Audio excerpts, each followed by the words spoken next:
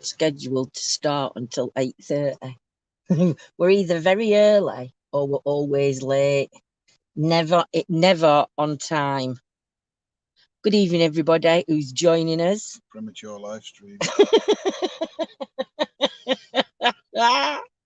Oh dear. Who's going to be first on? I know we said 8:30, but we got here a little bit early. Normally we get here a little bit late. We have got a drink, but other coffee brands are available. Yeah, I've drunk mine. But if this one particular one would like to sponsor us. No. Good evening, Jules. How are you, my lovely? Email the page. We're in the hometown, Jules. Gosh, evening, Claire. Oh, you've got eating on really high. Put it on low. I'm having a hot flush. Good evening, good evening, good evening. How is everybody tonight? I hope everybody's well. I hope everybody's relaxing, and I hope everybody's ready for a little bit of history tour and ghostly stories. Evening, Lynn. How are you, my lovely? Patricia sending love across the water, my lovely lady. Lovely to see you. Or a Starbucks one. Oi, Donna. First come, first served. What for start? No, I don't like a Starbucks. If it's free, I don't mind. Do you know? Do you know? Do you know? Do you know? You know. So, as we said in the title, we are in Chesterfield. We did Sheffield the other night. Hey, Tracy. We did Antoinette. Hope your back's doing okay and you're resting, my lovely. Evening, Andrew. I know we're early. We're twirly again. We're either late or twirly us. Evening, Sophie. How are you, Bukes?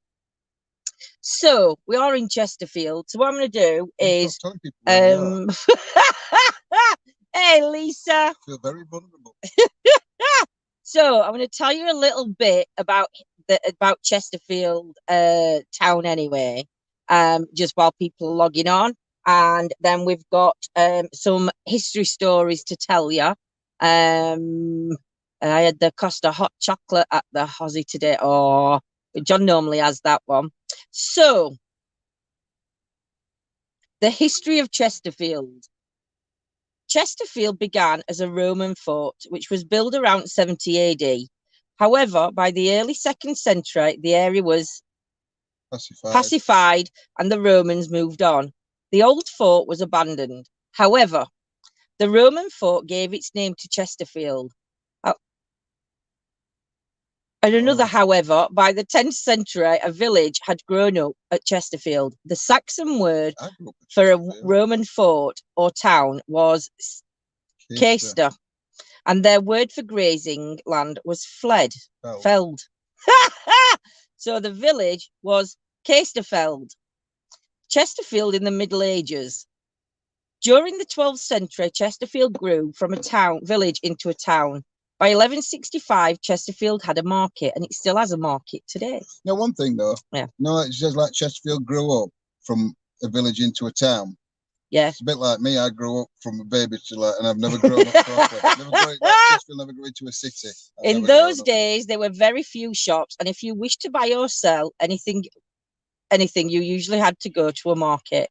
By 1182, Chesterfield had a fair. In the Middle Ages, fairs were like markets, but they were held once a year. People came from all over, Derbyshire, South Yorkshire, to buy and sell at Chesterfield Fair. Then in 1204, Chesterfield was granted a charter. A charter was a document granting the townspeople certain rights. Evening, Andrew. Evening, Kelly. In medieval Chesterfield, workers of one type usually lived in one street. So knifesmith lived in Knife Streets. That's what I said in it. Oh. Glumengate was where the minstrels lived. Glummen or Gleeman was an old word for minstrel. The street name Gate is from the old Danish word gater, meaning street. It has nothing to do with gates in a wall. Saltergate was the gate or street where salt was bought from Cheshire. However, in the Middle Ages, the main industry in Chesterfield was making wool. However, there were also important leather industries. There were skinners, tanners, glovers, and saddlers. Hey, Estelle, you're well, my lovely. Hey, Scotty. There's so many howevers. In the Middle Ages, Chesterfield had a leper hostel dedicated to St. Leonard. Chesterfield's most famous landmark is the Crooked Spire. Well, it's called Bent Spire on here, but we call it Crooked Spire. And it was erected at the beginning of the 15th century. The most likely explanation for its strange shape is that the builders used green, unseasoned wood, which warped. Chesterfield in the 15 to 1800s. In the 16th century, the wool industry continued in Chesterfield, but in the 17th century, it declined. However, leather working continued to prosper throughout this period, and in the 18th century, there was an important brewing industry in Chesterfield. However, it remained a quiet market town. Nevertheless, a grammar school was founded in Chesterfield in 1594, and in 1598, Chesterfield was given a new charter. However, like all Tudor towns, Chesterfield suffered outbreaks of plague. There was a severe outbreak in 1586 to 87, and the plague struck again in 1608. In the 18th century, towns like Sheffield, Nottingham, and Derby were transformed by industrial revolution. However, Chesterfield was largely unaffected, and the town continued to quietly grow. It got stuck in 80s. It did. Then in 1777, a canal was dug to Chesterfield. In the early 18th century, Daniel Defoe described Chesterfield as a handsome, populous town, well-built and well-inhabited. Must have met me. Yeah. George Stephenson, the creator of the famous locomotive, the Rocket, lived at Tapton House from 1838 to 1848. He is buried in the Holy Trinity Church. And that's where I'm going to leave it. So, that's about the old Chesterfield. Obviously, there's a new part to Chesterfield, which we will read again. Wool industry declined in the 17th century. Yeah. Started picking back up now that I started buying all that wool. I know it has. Hey, Cars, hope you're well, my lovely. How the hell have you? Oh, she's talking to Antoinette. Hey, Bev, how are you, my lovely? So what we're going to do is sending the healing out to everybody that needs it, and everybody rest up that needs to rest also. So I'm going to turn you around now, and I'm going to show you the building that we're sat in front of, and we're going to start with the history from this location. So get ready, guys. And then I can turn me. Is that? Am I going on right thing? No, you're on. Camera. More. No, you just take camera off. More. Settings. Settings. Camera. Oh my God. Front facing. Is it back facing? No, it's the other way. Back facing. Oh my God. I told you there were two cameras.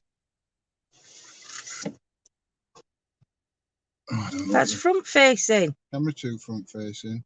So it's face. Camera 0 front facing back. Yeah, that one. Camera facing. That's what I said. So exit that. That's it.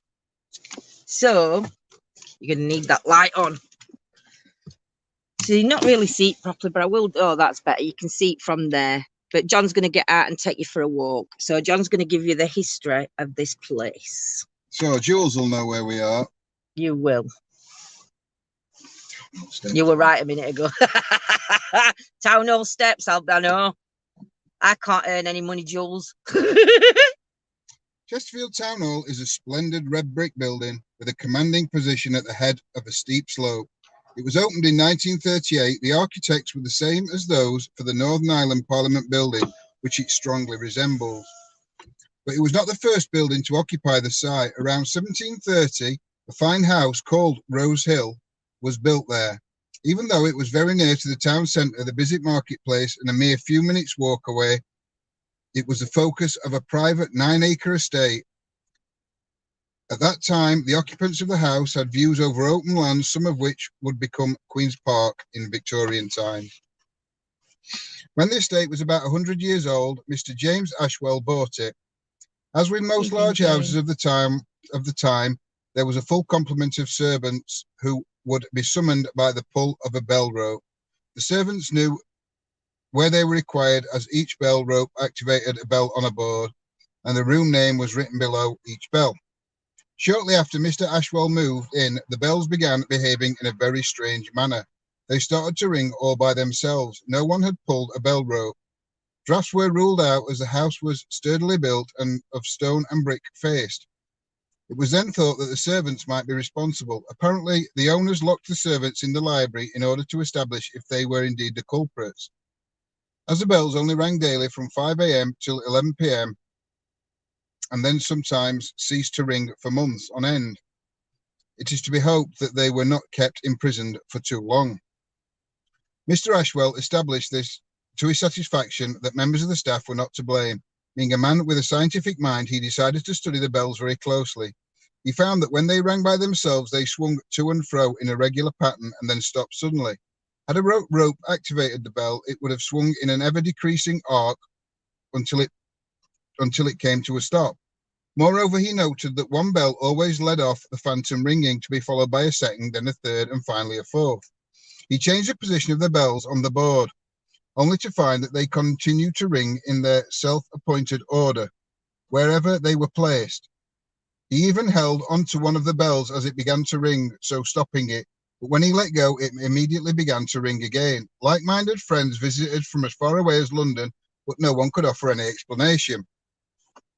The house had, by now, acquired a reputation for being haunted, so it was with some trepidation that a workman approached Rose Hill with his ladder and tools, having been employed by Mr. Ashwell for one final drastic experiment. It had been decided to sever the bell's connection to the bell pulls. The workmen set to work cutting the wires to the bells. The household waited with bated breath. The bells again rang on their own. Finally admitting defeat, Mr. Ashwell called the workmen to reconnect the bells. As he climbed the ladder to connect the first bell, it rather cheekily rang in his face. The workman descended the ladder extremely rapidly, leaving it and his tools behind. The mystery of the bells was never solved, even though they went on misbehaving for 18 months. The only comment about a possible cause was that they had begun to ring automatically on the arrival of the governess and ceased when she left, but no connection could be made. The ringing of the bells by themselves was not unique to Chesterfield. Major Edward Moore wrote to an Ipswich paper in 1834 about the mysterious ringing bells at Great Bealing in Suffolk. A friend of Mr. Ashwell wrote to him about similar events at Rose Hill. Eventually, Major Moore wrote a pamphlet listing nearly 17 such phenomena. Eventually, the Borough Council bought the estate and demolished the house. The council moved into the newly built town hall in 1938, and nearly all that remains of Rose Hill is the name, which was given to the road which fronts the town hall. What also remains is the unsolved mystery of the bells. When a mischievous spirit causes mayhem in a building, such as a phantom bell ringer at Rose Hill, they may well transfer their presence to the succeeding building on the site. A councillor and his wife and a male friend were returning borrowed furniture to the town hall one Saturday evening after a fundraising event. The door on the west end of the building had been left open for them. As they walked along the well-lit corridor, the wife remarked that was a nice young man, turning as if to look at a figure. The husband and his friend were startled by this remark and assured her that there had been no young man. She thought they were teasing her and was adamant that she had seen the figure of a man. He had not been a ghostly shape, as that would have frightened her, but apparently a solid figure. The two men were as sure there had been no man as the woman was sure that there had. They never agreed. Wow. So that's the history of Chesterfield Town Hall. John's going to take you out and about now to have a little scoot about.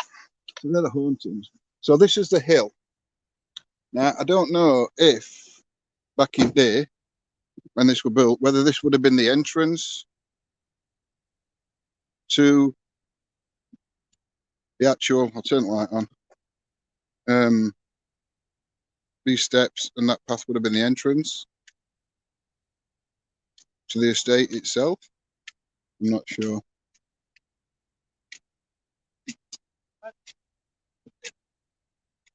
And this is the town hall. So we're going to have a wander around. I'm going to go and stand on town hall steps. Can't afford refunds. So yeah, so this is Chesterfield Town Hall.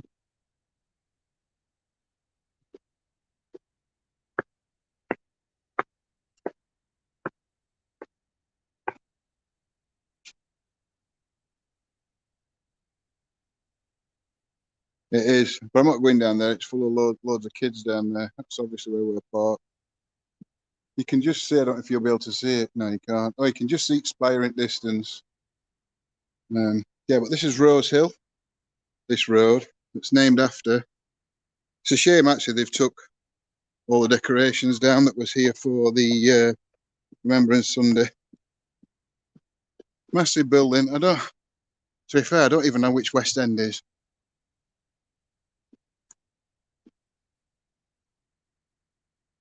Smackheads indeed too. You know, courthouse there. Been there once. It's at courthouse. Don't know if you can see it, just down there.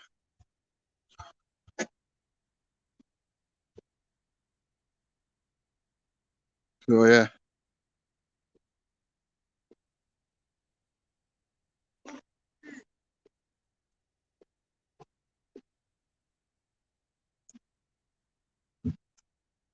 Like I say, I'm not sure which is West entrance. It could be this entrance that they went in.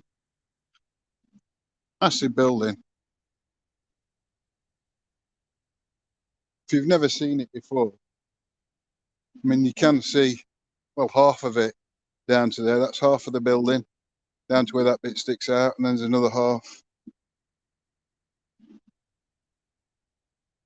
after it.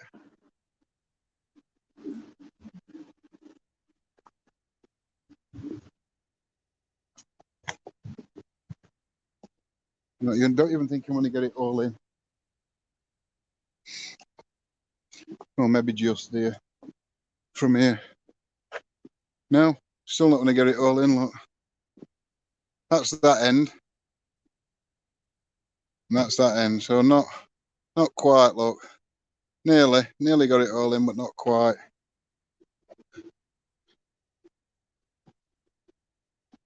And Alkies and all, Jane. Yeah. It's courthouse.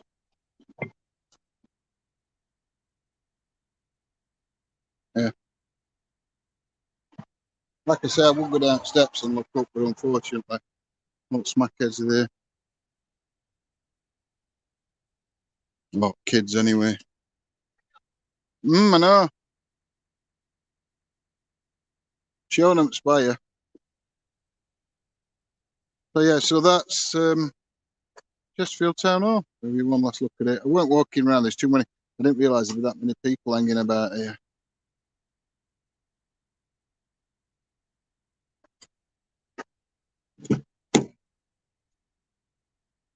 I mean, it was lovely when Yolanda saw it when Poppy's down. I'm surprised they didn't. Yeah, they had remembrance. Oh, I've took the glasses off my head. I can't see chat. I'm gonna have a walk around, but I saw the kids knocking about. I thought, better not. Yeah, it is. It's absolutely humongous. So,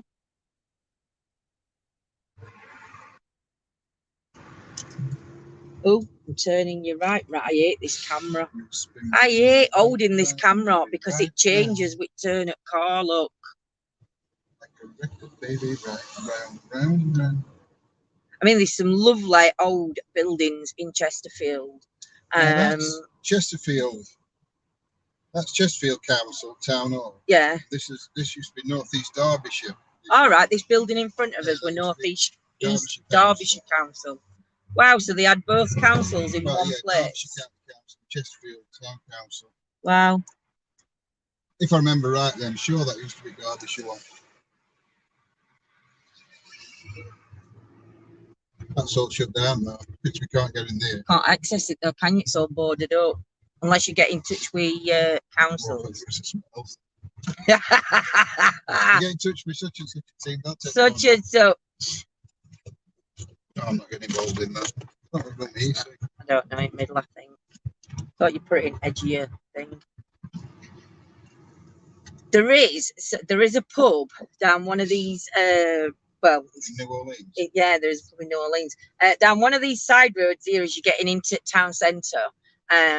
We sit outside it in day when we go to vegan. There's a vegan cafe, but they do really nice coffee. Oh, is it? They do very nice vegan coffees, but it's a really old Tudor pub, isn't it?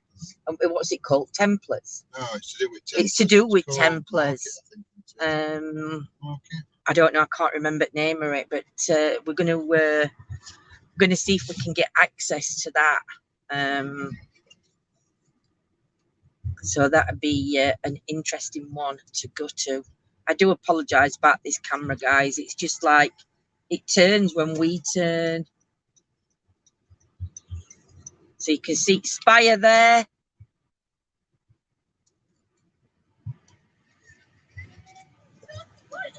I love Chesterfield. Absolutely love Chesterfield. All middle at town centres, all done up. Trouble is, you can't really get down it, can you? Might be trimmings up round church though. You never know. Royal Oak in shambles. That's the one. That's the one. That was Jules. It says that, no, it was Jane. Right. Hey, Kibis, how are you, my lovely? So we're here. I don't know if I can point you towards it actually. Well, I'm going to say, why don't you hold them on your knees so they can see that bit of it? Oh, you're going to turn round? Oh, that's all right then. So here we are. If I point you upwards, look, just a bit. Would you pull in a little bit so in case anybody else? I would pull in a little bit just in case anybody else pulls in, and I'd back up.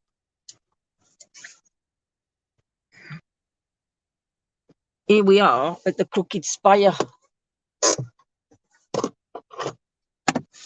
So we're going to do the history now of the Crooked Spire.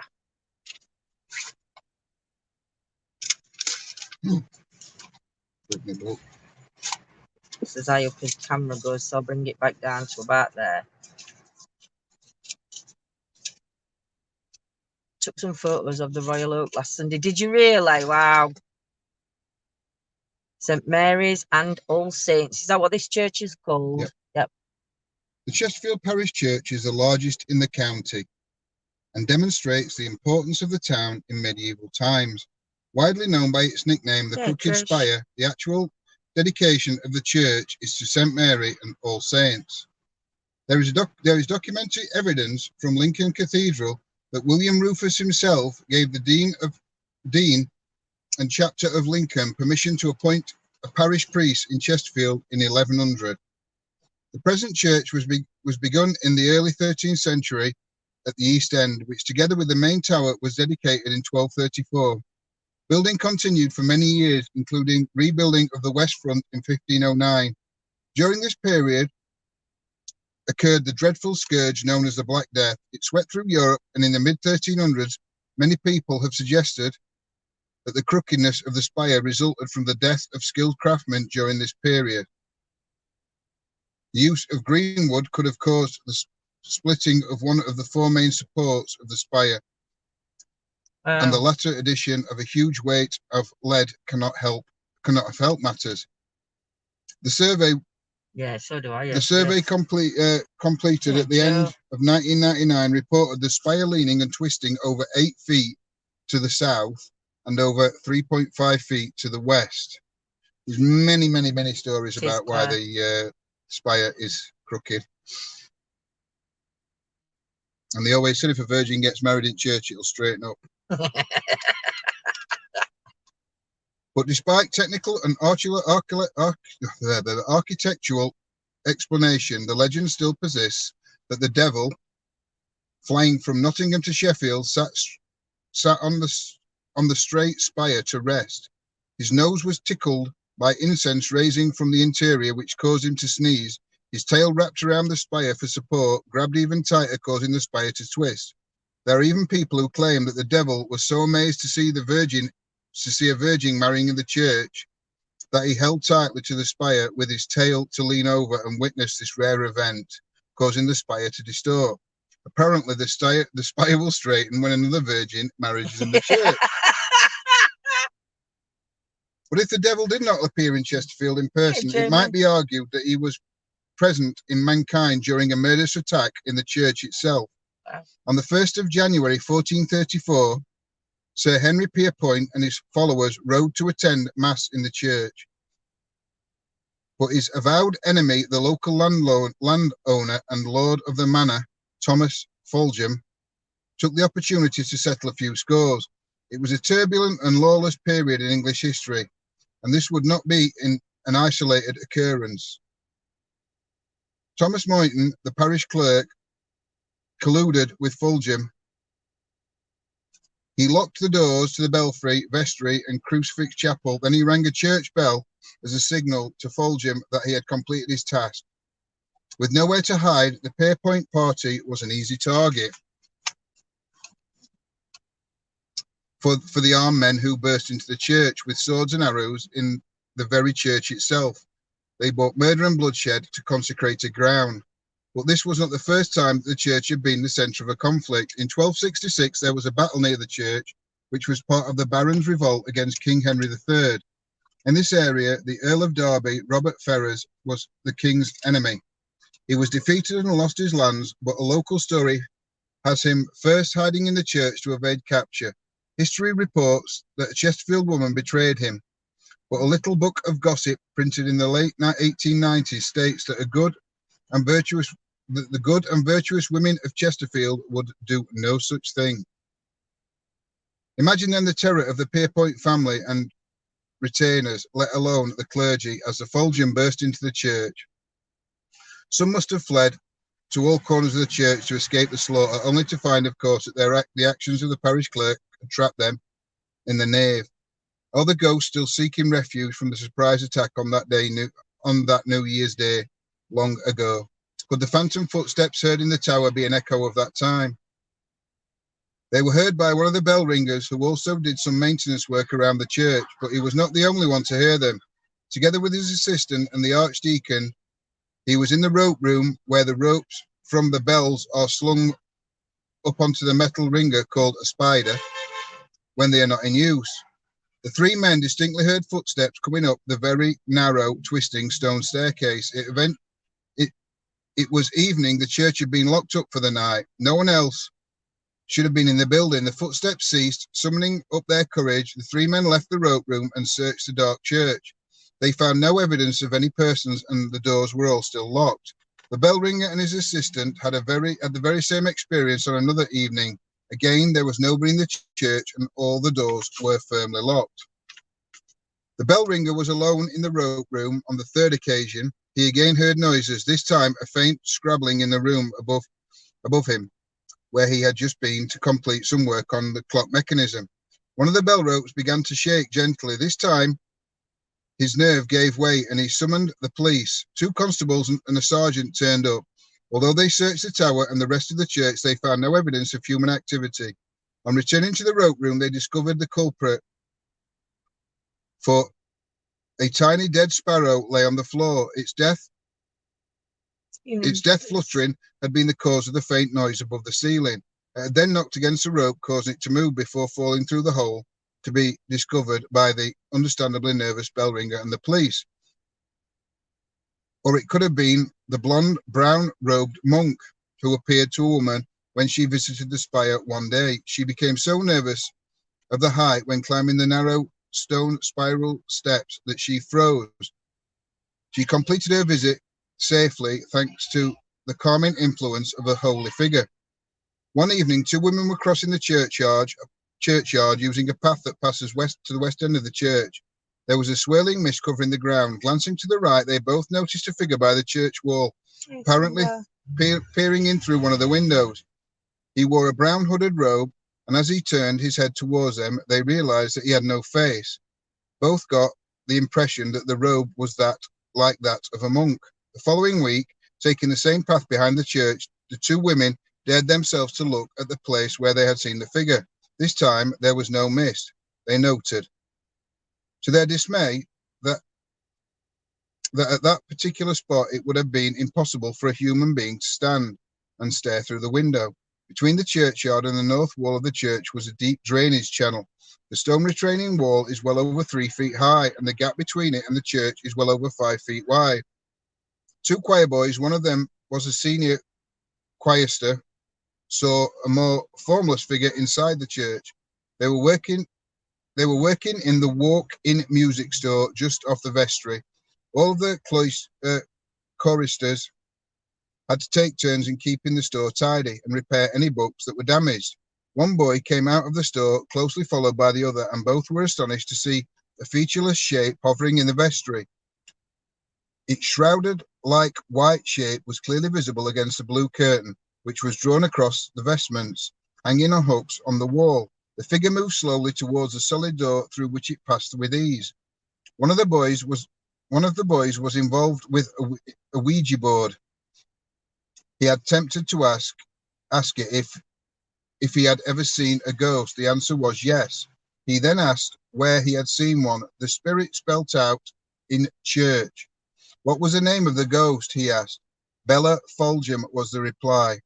The tomb of Isabella Foljam is just to the right of the high altar in the church of St. Mary's and All Saints.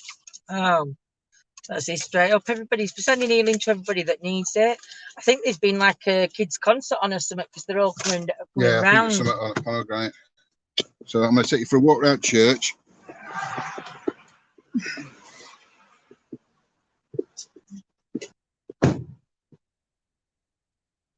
So yeah, this is the Crooked Spire in Chesterfield.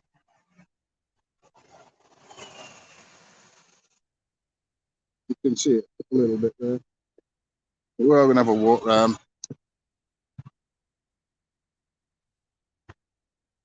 We'll see if we can see which bit. It's a pity that England's still here as well.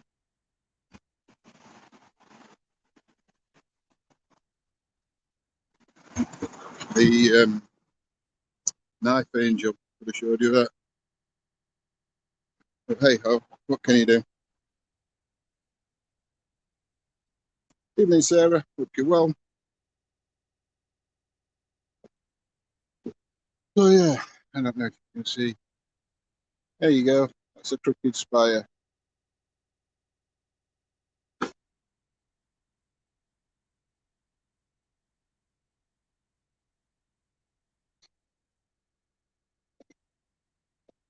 I'm presuming that might be where they saw that monk. I'm gonna have a look because it looks like it's not 3 foot tall, that wall.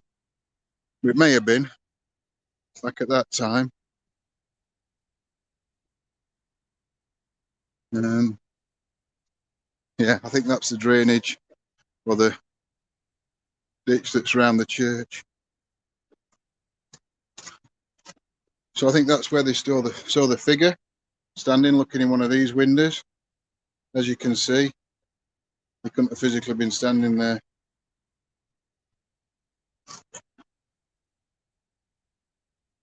There is this.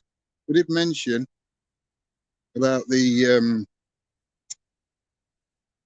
battle that was here. There is a stone here to commemorate that battle.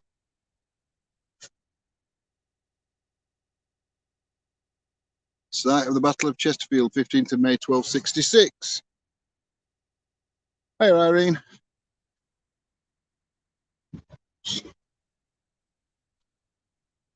That's the entrance to the church. They say it's the biggest in the county. This parish church. Which I suppose to show how important Chesterfield was in medieval times.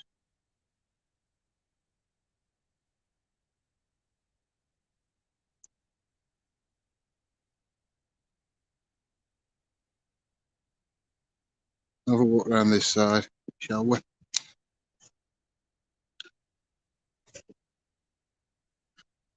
Oh, it's beautiful, Bev. Rutland. I haven't been in there for some years. I used to go in there years ago.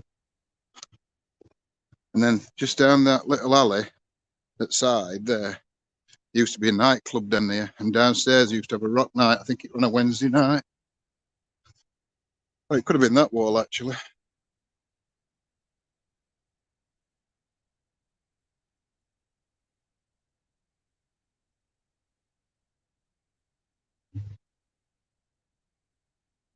Yeah, come to Dr. O'Dale, I think. It's whatever that place is now. It used to be a nightclub. Can't remember what it was called. There we go.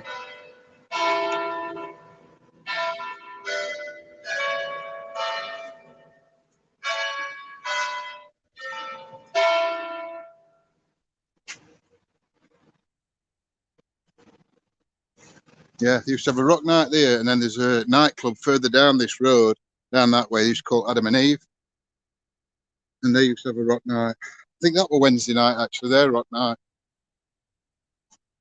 Adam and Eve. I haven't been to this bit for ages.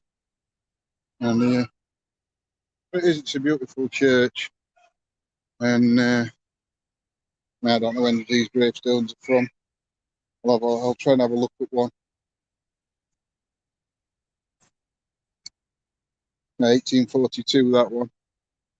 1880. Is it 1800?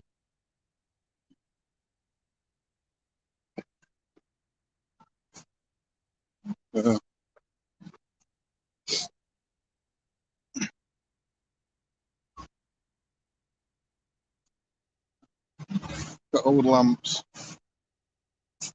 The lamp old style anyway.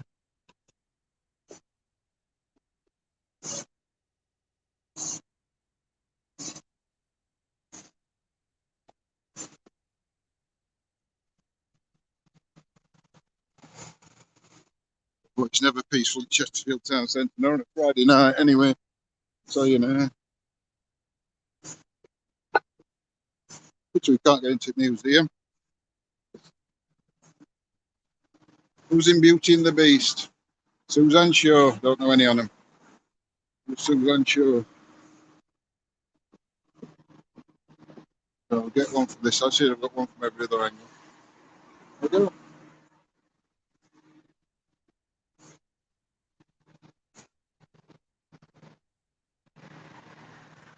Oh, I don't know. I don't know why it's pixelated. I think that's brown parked. And there's green.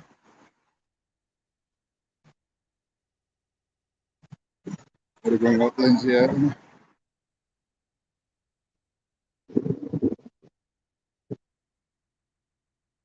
Yeah.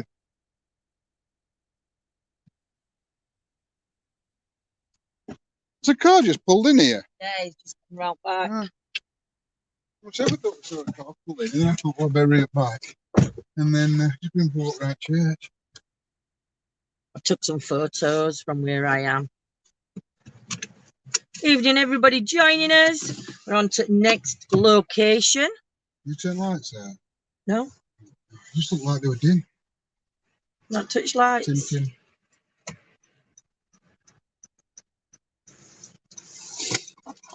Oh, it is a beautiful building. I've got a picture, this window here, and if you scroll right in, it's got some, you can see all beautiful work on glass. I think it's pantomime. Yeah.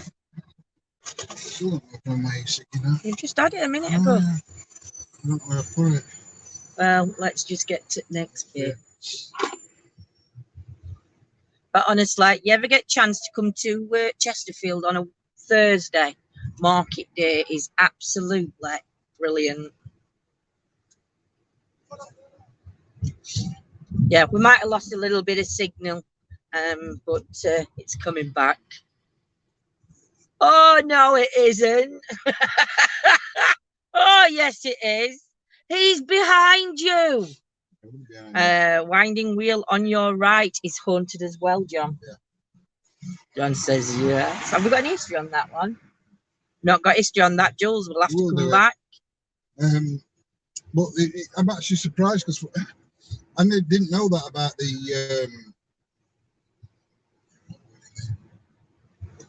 the bells. I'll pull in here and put stop. Yeah, but can we get out here? Won't we been better going in there? Well, I don't know if there's cameras in there. That's the only thing. Oh, I would have. Yeah, but you'd have to go all the way back round about. Oh well, go all the way back round. It's only because then at least you can get out and get a little bit closer to the building. It's not like we're staying in car park, is it? Yeah, it's handy. Where? They have killed our market. They've killed Sheffield Market. Still, we don't have a Sheffield Market, Joe. But yeah, Sheffield Markets have gone to Tish. But Chesterfield Market's amazing, honestly. It's coming back slow. It is. I mean, COVID's done a lot of damage, and a lot of people have been able to sell online. But Wednesday market is brilliant. Thursday market's good. And then it's Friday, Saturday, and Monday. Yeah, I haven't been to a Monday market for ages. And then they have like artisan market, and record fair, and that. Yeah, artisan and record fairs they have on. But yeah, it's just lovely. And if you like old towns, it's definitely worth a visit. Driving. Keep those actions dropping. I have bought a couple of bits and pieces with because when we go on members in a bit, we might find a spot to pull up and see if we can get any communication going.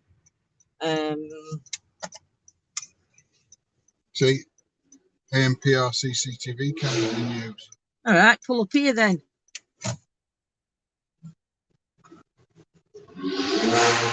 Pull up here on road. Making me walk a right way. Well, I'm not, but we better park in here, even though we're not allowed to park here. But it's better than parking at bus stop. I could have parked off. You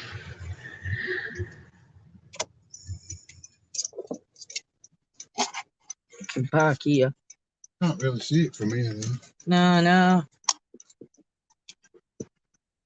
Well, do it straight, and then we might have to drive and see if we can get a bit closer. So we're not actually at the building. The building is it that building? Yeah. You can't see it. I don't think. No, you can just see the building there through the traffic lights. You can see where white lights are. But this is the history for this place. The imposing building, which was built as the town's first proper hospital, is situated on the corner of Durant Street and overlooks Holywell Cross Car Park. The heir to the Chatsworth estate, the Marquis of Hartington, opened it in 1859. Now an office building, it has been sympathetically extended to the rear. The previous hospital was in St Mary's Gate near the church, but it only had 6 beds and many outpatients. And it was much cheaper to be the latter. The new hospital doubled the number of hospital inpatient beds in the town to 12. These were for surgical cases only. Medical wards would follow only in the late 19th century. Wow, really, Alan? The hospital received the Royal in its title in 1917 in recognition of the efforts of the townspeople in raising money to pay off the building's debts. Alan, he was born in that room on the top right. Wow. I mean, that's the... Well, no. Yeah, it don't matter. Anyway. We'll try and get them close. If not, we'll come back in. On the top floor, at the northern end of the building, was Nightingale Ward. Jane says it's normally 3 offices. The ward for children and babies. So that's where he was born about. Yeah. Top floor, the northern end of the building, was the Nightingale Ward for the children and babies. Over the years, many staff have commented on the fact that this ward had a peculiar atmosphere, especially where the babies were cared for. One ex-nurse said that the air always felt chilly, even though the babies themselves were warm. Doors opened and shut on their own on this ward, and footsteps were heard with shadows seemingly to accompany the sound. They tried to keep Nightingale Ward well staffed, as from time to time nurses left, unable to cope with the strange happenings.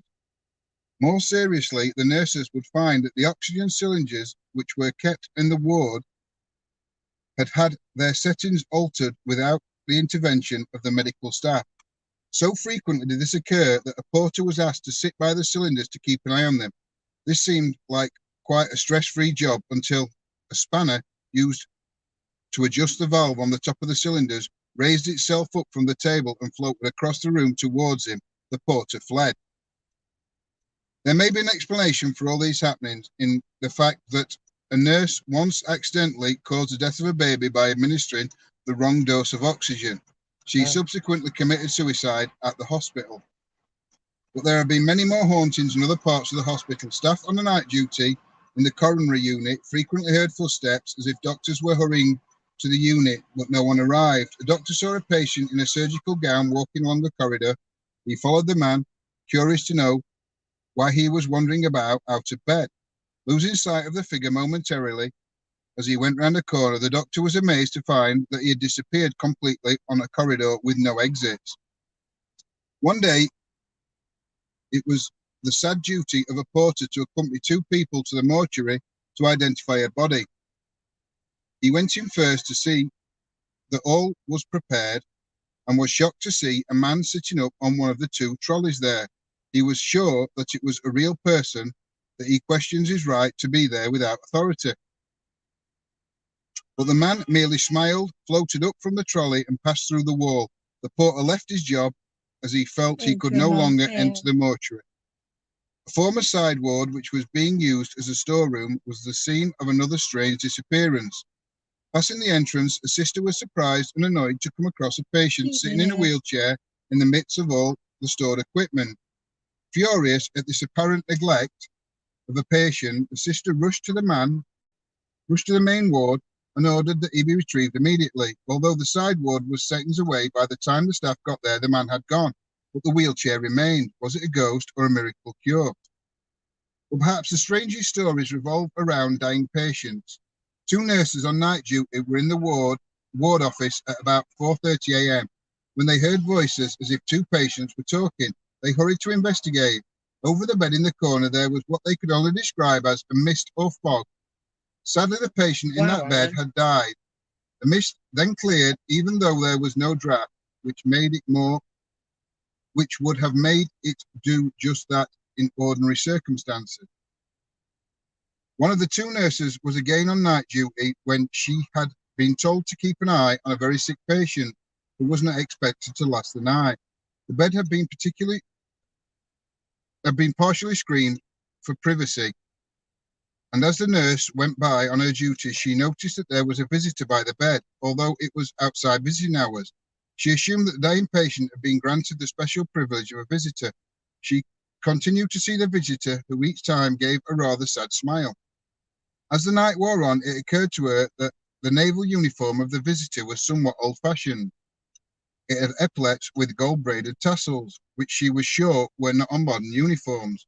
Later, going to check on the patient's condition, which had worsened, the nurse found that the visitor had apparently left, but he had not gone far. Sighting him at the end of the ward, still with a sad smile, she hurried towards him, eager to satisfy her curiosity and allay her fears. But the naval officer, with the sad smile, evaporated away before her very eyes. As the patient later died, the nurse was left to wonder if she had seen a long-dead spirit from the other world sent to comfort the patient during his final hours and accompany him on his onward journey. Had the voices she had heard in the previous experience, when the mist had appeared over the bed, also been a manifestation of spirits from beyond the grave? We may never know for sure. Wow. Alan's just said down the road on the right is a hidden Victorian train tunnel. If you want to find it, it's on YouTube. Yeah, we've seen it. Have we seen? I can't get to it, can I? No, and it's you have to all climb. sealed up. Yeah. I can't remember his name now. The guy from Sheffield, explorer, oldish fella. Yeah, I know what you mean. Dixon. Hey, Michelle. Dickinson or Dixon, he did it. Yeah. I don't know if you want to drive into car park. No, I don't. No, he's not going to bother. But that's the building over there. We will come back in daytime and show it you in day, or we'll try and get some photos of that one. I could pull up at bus stop and just jump out quick and have a walk. It's up to you. Well, I'll have a look. See what? I'll go right corner And see if there's somewhere to park. See if there's somewhere to put right corner and then walk by. So that's the building. You can see it as we're coming up now. I went to that hospital once. Did you? Yeah, How long has it been shut then? A long time. Is it really? Could have pulled in there. Oh, I didn't see that, did I? I'm going that way.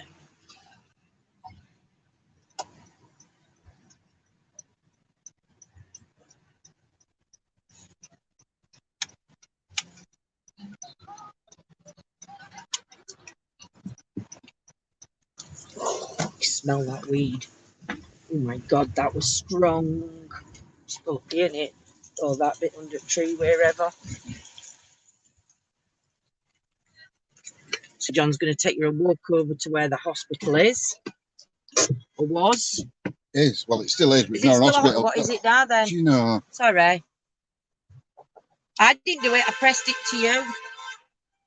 No, you did. You grabbed cable. I didn't. Didn't do none of it.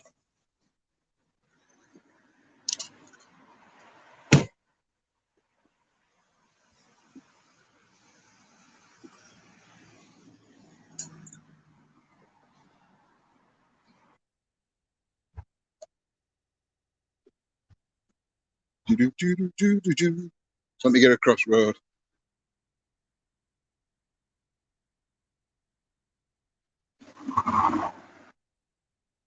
Don't know where that goes. Yeah, so this is the old Chesterfield Royal Hospital.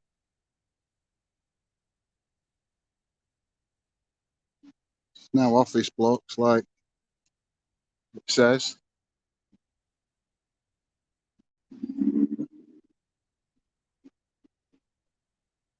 Can't see what that date stone says. Yeah, it's United Rental Group now. 1899, I think it says. You can't really see it. Yeah, not much to really see anymore.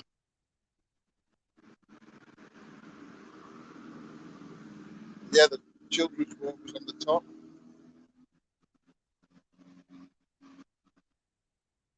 Right, I've got, I don't know, memory I've got. Well, what I did when I was young, I was only young, I was under 10 years old, jumped off a wall to get in a friend's back garden. And as I jumped off, yeah, I remember going in there as a kid, only this once, I think. As I jumped off the wall, a cane stuck through my leg. So I ended up coming here and having, I think it was 15 stitches in my leg. But they were proper stitches then.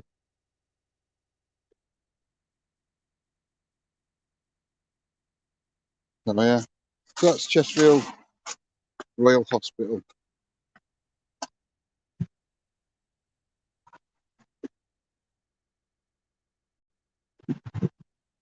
We're all quite close for a while. We've got very far to go over these.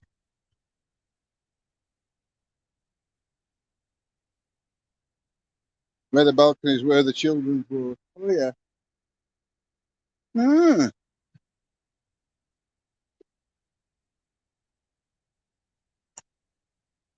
I'm not accident prone. You can't say that, Claire. You are so accident prone.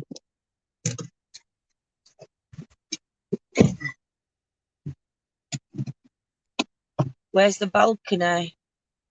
Where the balconies are is where the children's ward is. Top. Right. Oh, on top. Yeah, top Oh, I floor. see it right in that far corner. Yeah. Oh. Evening, Gillian. Right place to come out here, innit? Woo! It's going right round onto you now. Spin me Right round, baby, right round, like a record, baby. With copyright. Yep, singing. Said hello to Lindsay and John twice. You must have seen. So, I said hello. I said hey, Gillian, when you come in. Don't ask, I don't know.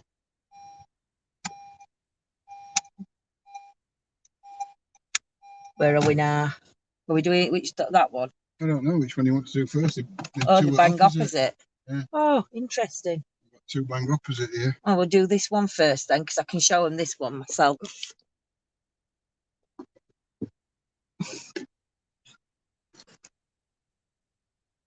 Thinking it wrong gate. Oh, yeah? Well, I don't think it's that. Yeah, but that's one of them, isn't Yeah, I it? might drive up a little bit. That's all right. So this building here that you can see now. Let's find this one.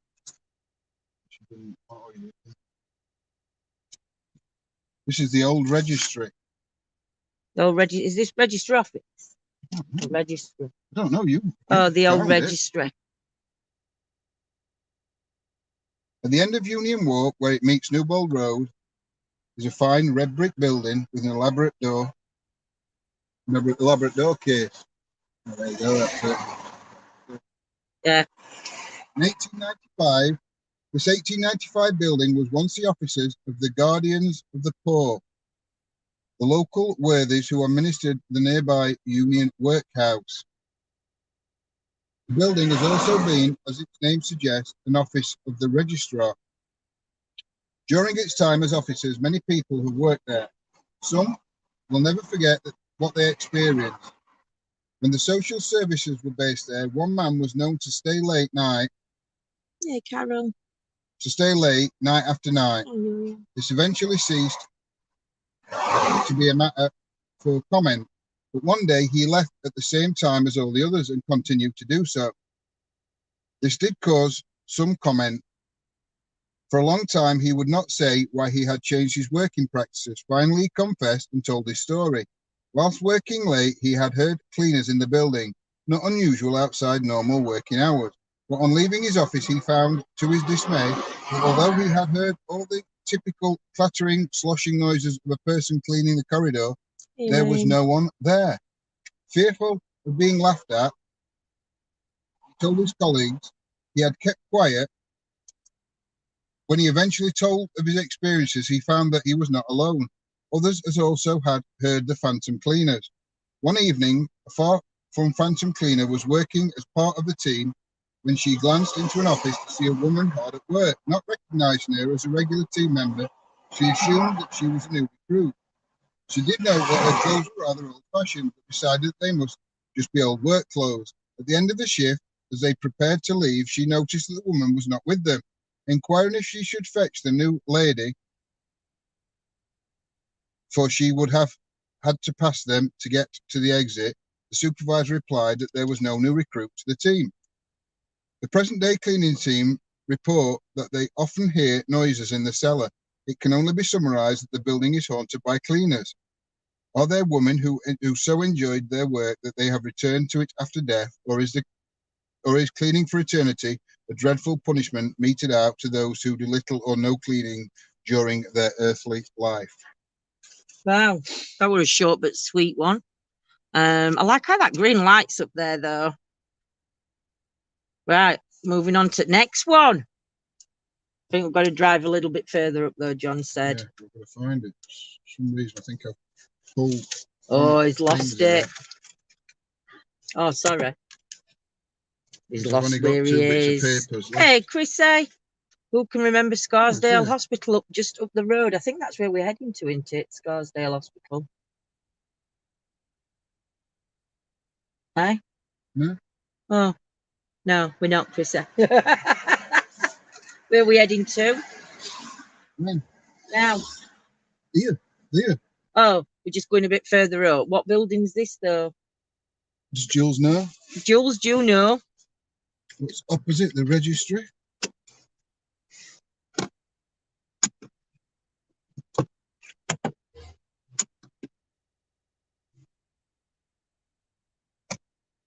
Yeah, that's the wrong entrance. Wow. I'll just pull in there, though. I don't think that's going to come down, is it? You could actually even go in there, to be honest, at this. Oh, no, you couldn't. So,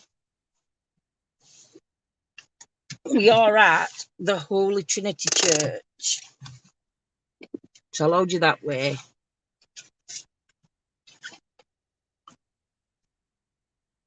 Chesterfield began to expand in the 18th century. By the beginning of the 19th, it became obvious that the parish church was too small for the growing population. Also, many of the pews at the parish church were private, being used by wealthy local families. The 6th Duke of Devonshire gave land for the building of what was termed a free church, meaning that the pews were available to all.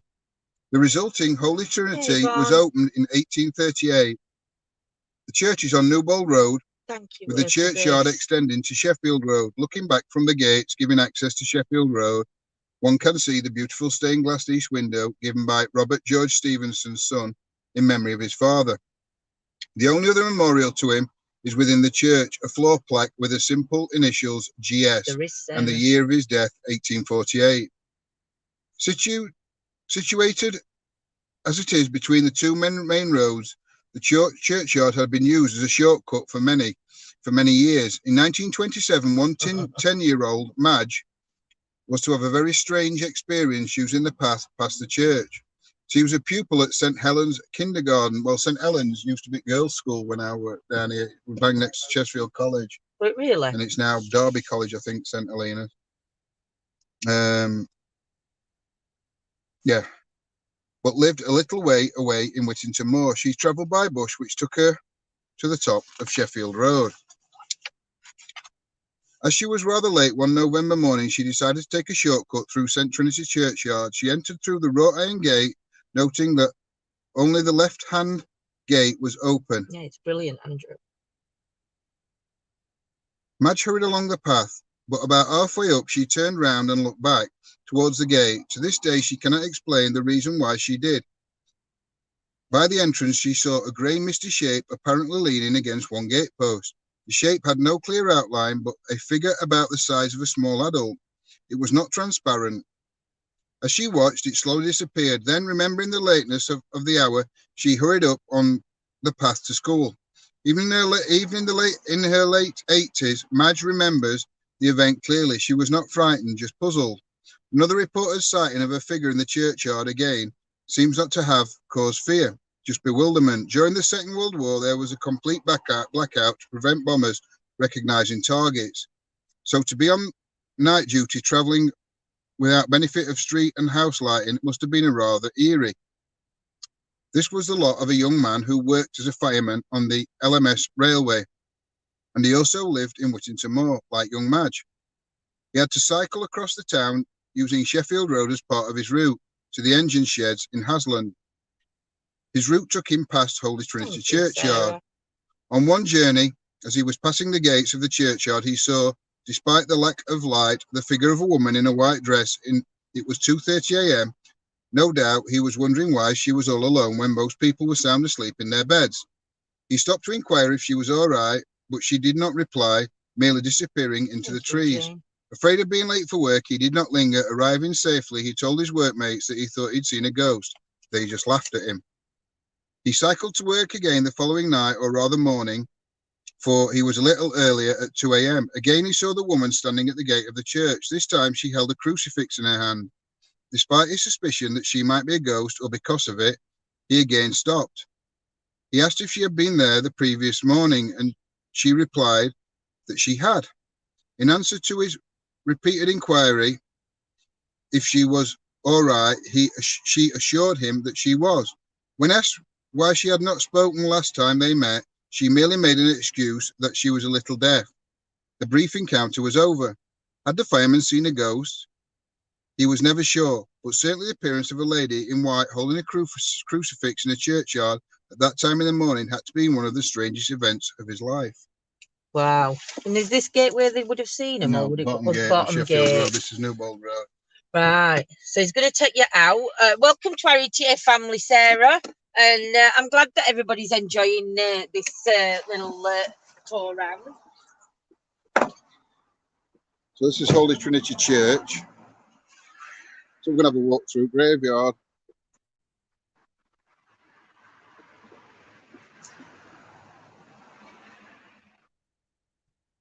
Night, Antoinette.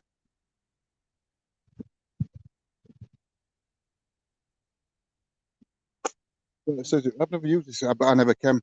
Where I used to live, I wouldn't use this as a shortcut.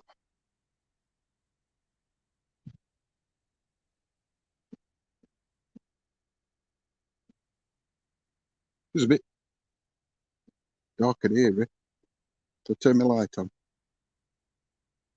A woman in white appears in front of us. We're running.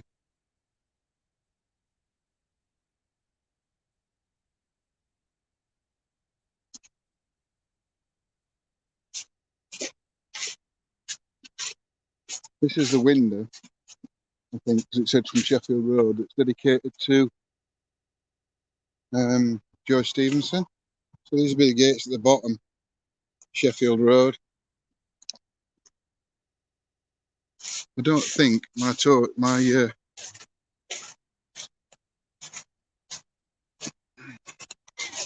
light's bright enough to show you that window.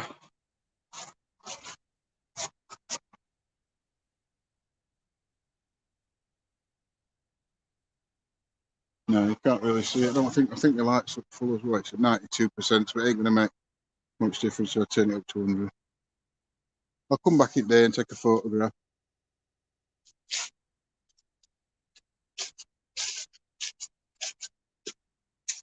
Well, what am I doing here? Where's my phone? Suddenly stopped. Well, that's weird. It's just going backwards.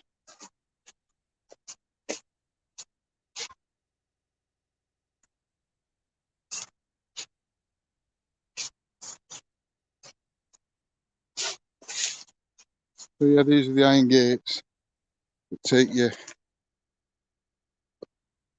down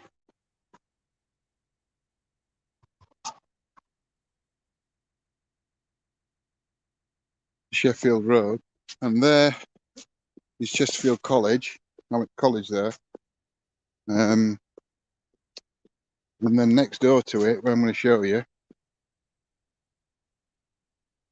the other side, that building there, can't really see it very well because it lights. That's St Helena's or St Eleanor's.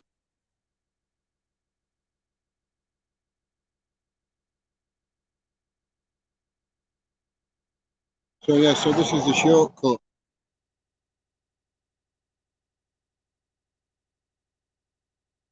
So let me get, if you guys notice, see or sense anything. Your son, I went to that college, had motor vehicle mechanics at that college from 1988.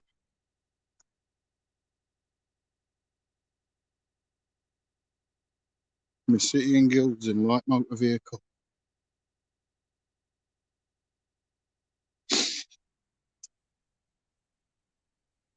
Good times.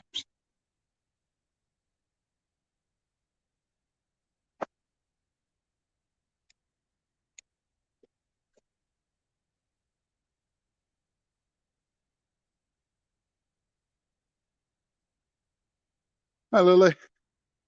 Hey everyone, sorry if I've missed you. Don't know if I can get round this way. We'll walk round.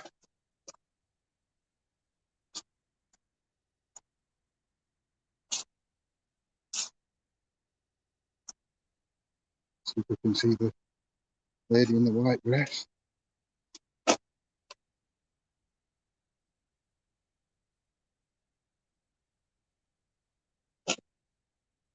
But to be fair,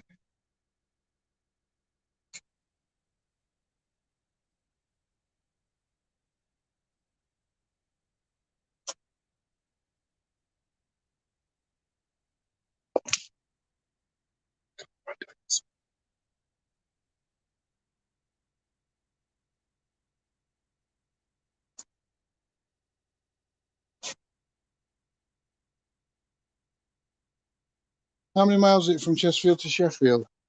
Not a 15 mile, maybe. It's not a great distance.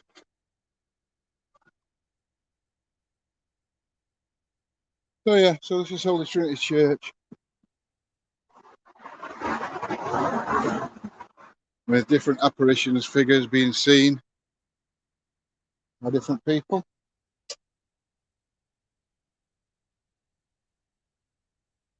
There you go. Holy Trinity.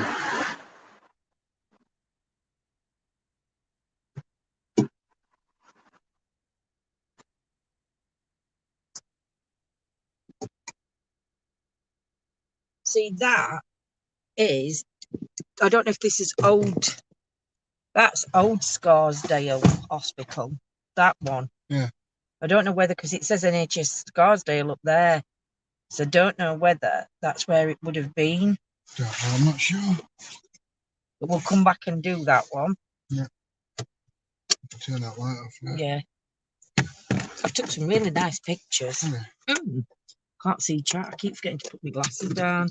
Thank you, Hercules, so much, my lovely. The cookies. I'll get something. I'll get it in a minute.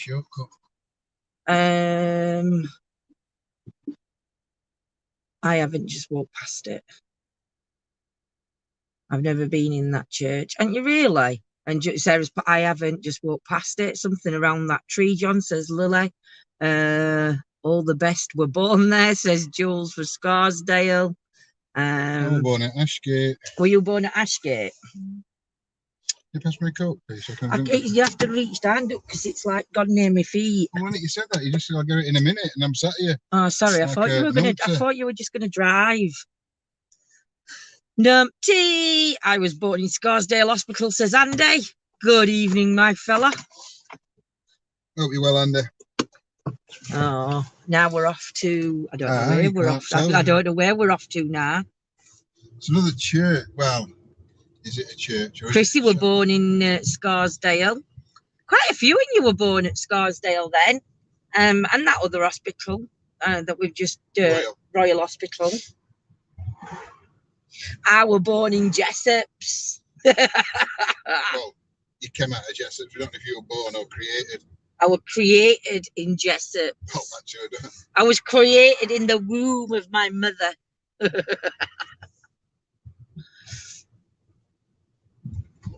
Jules will have an idea where we're going next. Jules will know where we're going.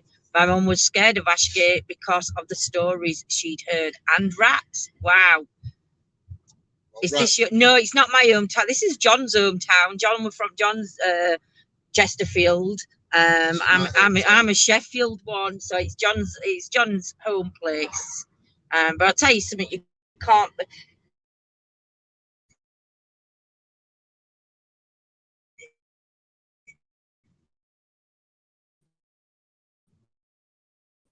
Back in a minute. There we go. I would take Chesterfield over Sheffield any day, just because of... I mean, Sheffield's got its history, don't get me wrong. Sheffield's a nice place. It is. I don't know about but it's the hustle and bustle in Sheffield. I think it's same as any city. There's a lot of hustle and bustle, whereas though you go to Chesterfield and it's like everybody's got time for you. Everybody says hello. Market stall holders are all friendly. It's like going back to 80s. And I mean that in a good sense, not in a bad sense to all you Chesterfielders out there. To all you Spirites. We're all tan, aren't we? We're all tan. You're going to tan. Speaking of tan, I hope you're all going to be watching ITV4 on Sunday at 5 o'clock. Oh, we've got that half price on. I don't know if mods, Scott, if you can just delete, because we know who it is.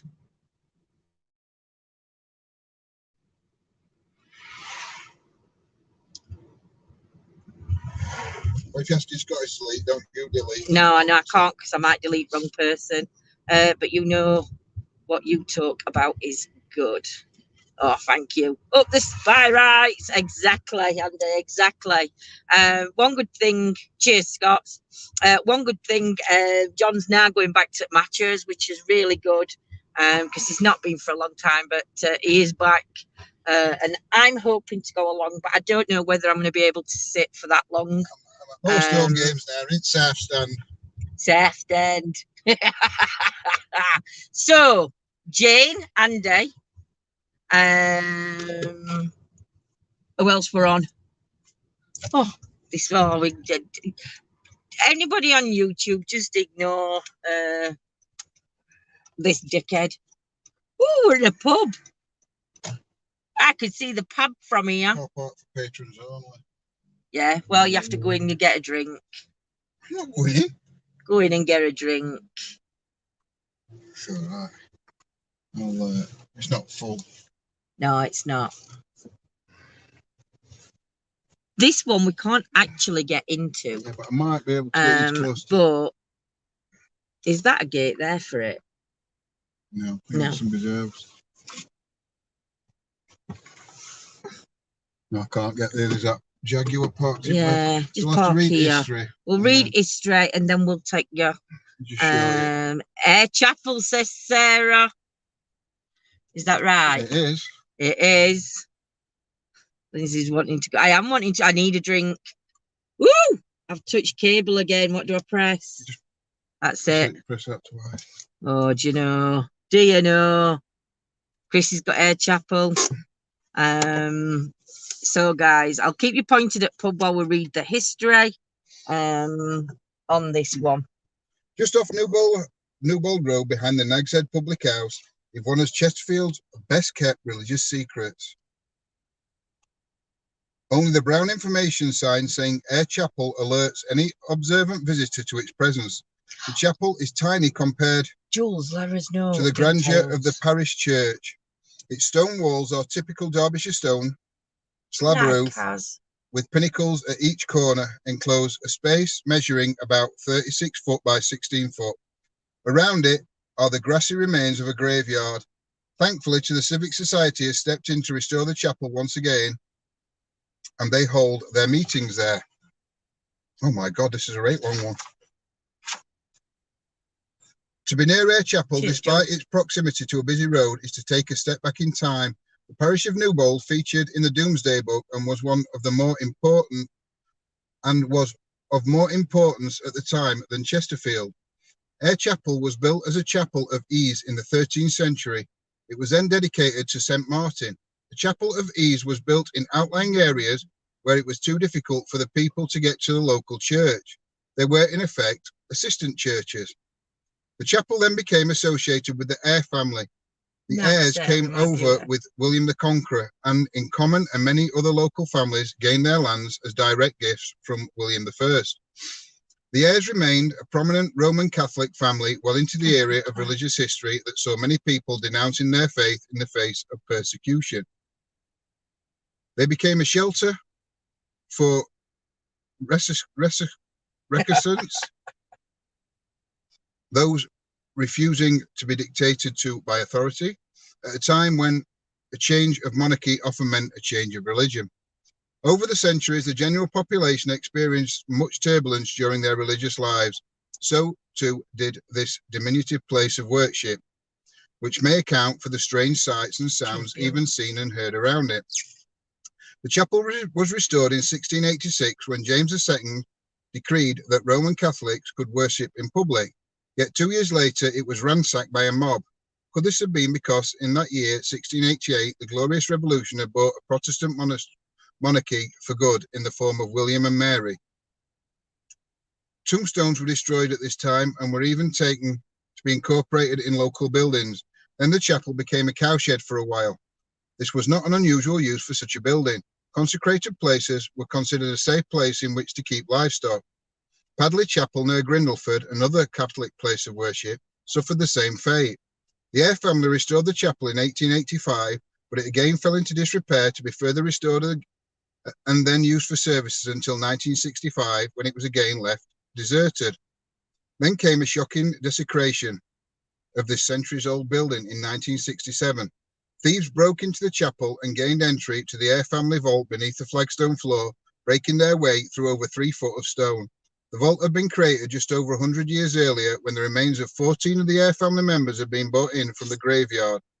More disturbing still, at the table, a table and candles had been set up above the vault, as if to prepare for a black mass, a perverse sign of devil worship in this place of God. The nearby Peak District, well known for being one of the most haunted areas in the country, was also the site of pagan practices quite late on in the history of religion. In fact, many of the local customs appear to have pagan influences. The well-dressings, almost certainly unique to the county, may have their origins in the Roman worship of wells and fountains. The Castleton Garland ceremony, when the Garland King wears a wicker cage of flowers, may have echoes of a fertility rite, although it now pretends to celebrate the restoration of the monarchy in 1660. The football in the Ashbourne football game may well have started off as a sacrificial severed head. People living in the nearby Nag's Head public house have also experienced what they described as supernatural sounds, which they attributed to the ancient chapel. Chanting has been heard and robed figures have been seen in the area of the two buildings. So does the troubled history of the chapel account for the supernatural happenings around it, or was it a blatant desecration of a Christian site which echoes of Derbyshire's pagan past, which caused people to see strange lights around the chapel and the indistinct shape of hooded figures? The manor of Newbold was once the holding of a religious house. Did the monks come to visit, or heaven forbid, are those figures and sounds from pre-Christian era? Wow, there's supposed to be tunnels from Air Chapel to places as well. So what I'm going to do is I'm going to lower the camera slightly, and you can't really see that plate because light's shining on it. I'm not sure if that light at the bottom of the thing were a reflection, because there's lights reflecting all over. Oh, I've done blooming cable now.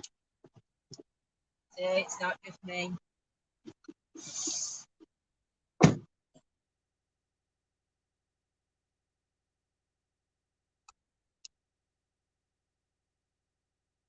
Just let me restart this phone. Not this phone. This, it will go off. It will go to the side. Sorry. There we go. So I don't know. I haven't bought blooming torch. So there's Air Chapel. You can see Air Chapel. And then I'm going to turn this light off while I go down to the pub. I actually used to go to school, Newbold Green School. It's just behind this, so I know this place quite well, and know this pub quite well as well. Being originally from Lounsey Green.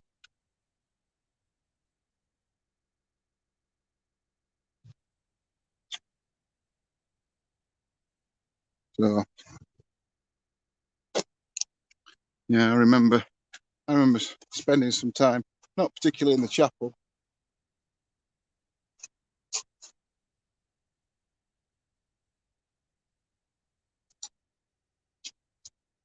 Newbold Green, yeah, Nobby Green. So I used to walk down here. Well, not to school. So I used to come from other way. I used to walk up. Where were we when I used to walk up here? My school used to be just at the end of here. The playing fields. Years since I've been down here. My school's no longer here. And somewhere over here, well, that's the telescope thing. That's been there some years. Yeah. Where these houses are now, that was part of my school.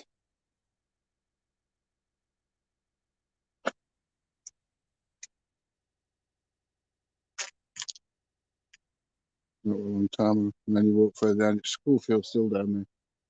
But over that way, it used to be years ago. I don't know if it's still here. Let me go and see if it's still here. Could be. It might be, it might not be.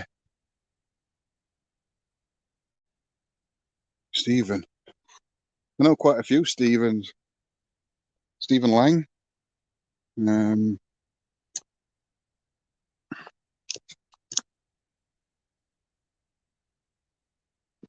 It's just to tell you something. I can remember it from when I was young. It used to be, it's a telescope. It's just a telescope thing. Newbold Observatory, that's it. But I used to play on these fields down there. I don't even know if this field's still here. There used to be a big field to the left of here that I used to play on as a kid. There used to be some football pitches on it. And then here, this is where we used to walk to school. down there. And my school was down that way. And then that's the field. But yeah, this field here, it's all fenced off now. But that used to be a playing field, and there used to be some football pitches down bottom. It used to be a private field. Oh, it was a football field. Stephen, teacher maybe always, oh, I don't know. And down that way, there used to be an old air raid shelter in one at Fields down there. So we used to play in it as kids. But yeah, Nobby Green School. I went there till 85, I think it were. I think I left there in 85. So it'd be 82, 83. So I did the first 2 years senior school there. Maybe 82, 83, something like that. I went there. Did first and second year, which I don't know. Was it Y7, Y8 now? I have no idea. But first and second year. And then from there, I went to Chesterfield Boys School, which was third, fourth, and fifth year.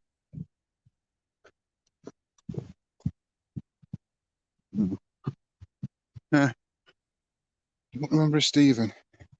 Do remember my favourite teacher. Oh my God, what we call an history teacher. No, Mr. Davis, that were at Newball Green. Oh God, I found him the other day. Well, not him. I found a picture of him on old Newball Green website. Yeah, there you go. Look.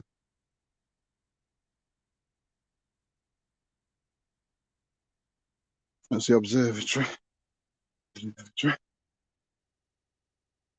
Mr. Edwards. That were in Mr. Edwards. My favourite teacher at Newball Green. What's his first name? No.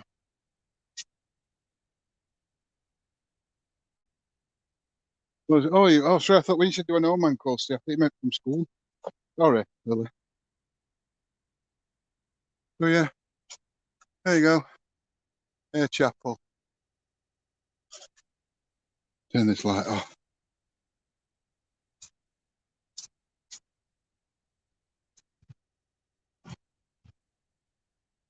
No.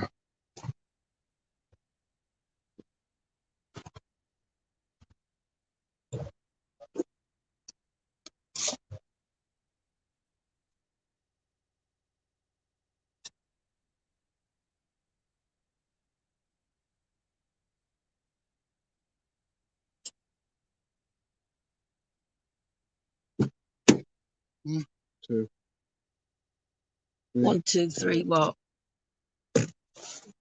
6. Last one. I know where we're going. One more to go. Hey, Leanne.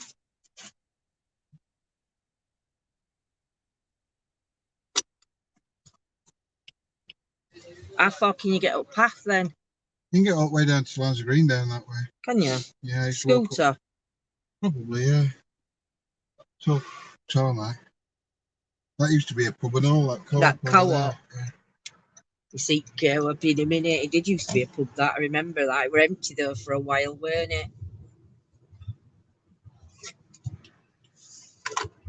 Feeling all right, Joe. I mean, we sat in car, so well, I'm sat in car, so I'm nice and warm. And obviously I'm sat down, so I'm not getting no pains really. But yeah, soon found the school's back door away from the windows. Good evening, Peter. How are you, my lovely? I hope you're well, sweet. Yes. Oh, that's. I like it in there. That'd be my local if I lived round here. We applied for a bungalow around here, didn't we? We did apply for a bungalow around here, but we didn't get it. Used to be the Wheat Sheaf. That one, the co-op, yeah. Jane. Yeah, it used to be Wheat Sheaf. I got chucked out of there. Drunk and disorderly. No, went smoking. They went like smoking. Smoke banned smoking. Not in pubs. You could smoke in pub, but they couldn't smoke behind bar. And one of women stood behind bar, and she was pulling a pipe with a fag in her mouth. All right. I would have some drink, so you know what I would like. Yeah. Oh, do you know what we do need to find? John Stephen, can you look him up because he's with you now? I will do. I will look. Yeah, Lily. John will have to see if he can find any connection to him at any of places we've been. I do know. Dickhead. So there is somewhere where I do want to go, but it's nothing to do with history or hauntings. It's to do with a road that's lit up like a Christmas tree. No worries, Lily, my love. Like, hey, PJ.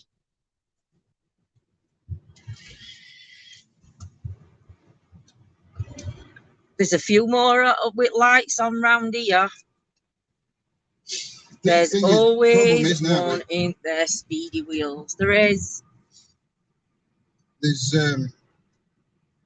electric's that expensive nowadays. Nobody dare put the lights, Christmas lights. No, I know. On. Where's that, Lindsay? What, where everything's lit up like a Christmas tree? Don't know. Jules told me the other day. The long and winding road. I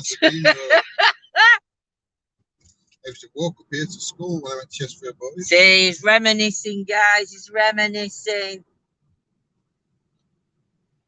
In fact, if you go left at this roundabout and down there used to be a shop down there that used to sell us a fag for 10 pence. Went to school. The wild and windy nights. Which side? She's drinking there. That leads to your door. I love that song. Oh shit. Oh no, my camera's gone doo-day. I got it. I got it. I got it. I got it. Oh, we're going up a dark lane now. Is this road the most haunted road? Oh, is it up on wood seats, Jules? Thought it was Chesney.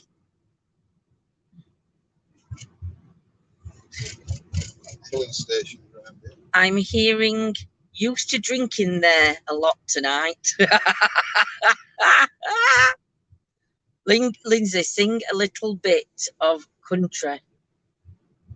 Only country song I know is Take Me Home, Country Roads, to the place I belong, West Virginia, Mountain Mama, take me home, country roads. All my memories gather round her. Minus lady, stranger to blue water, dark and dusty, painted on the sky, misty taste of moonshine, teardrops in my eye. See, I think this used to be old hospital.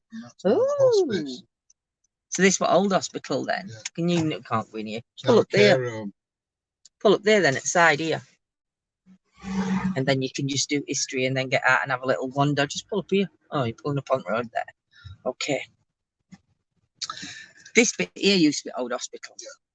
Well, part of it, and then old buildings over there. So this used to be the whole hospital, but it is now part of it. Across, that's now a care room. This is a care room now that you're looking at from this side. Let me put the window down a bit and that light might not. That's it. It will not shine. So, I think there's most of all buildings hospital over this side. Yeah, which John's going to get out and show you. So this is Ashgate Hospice.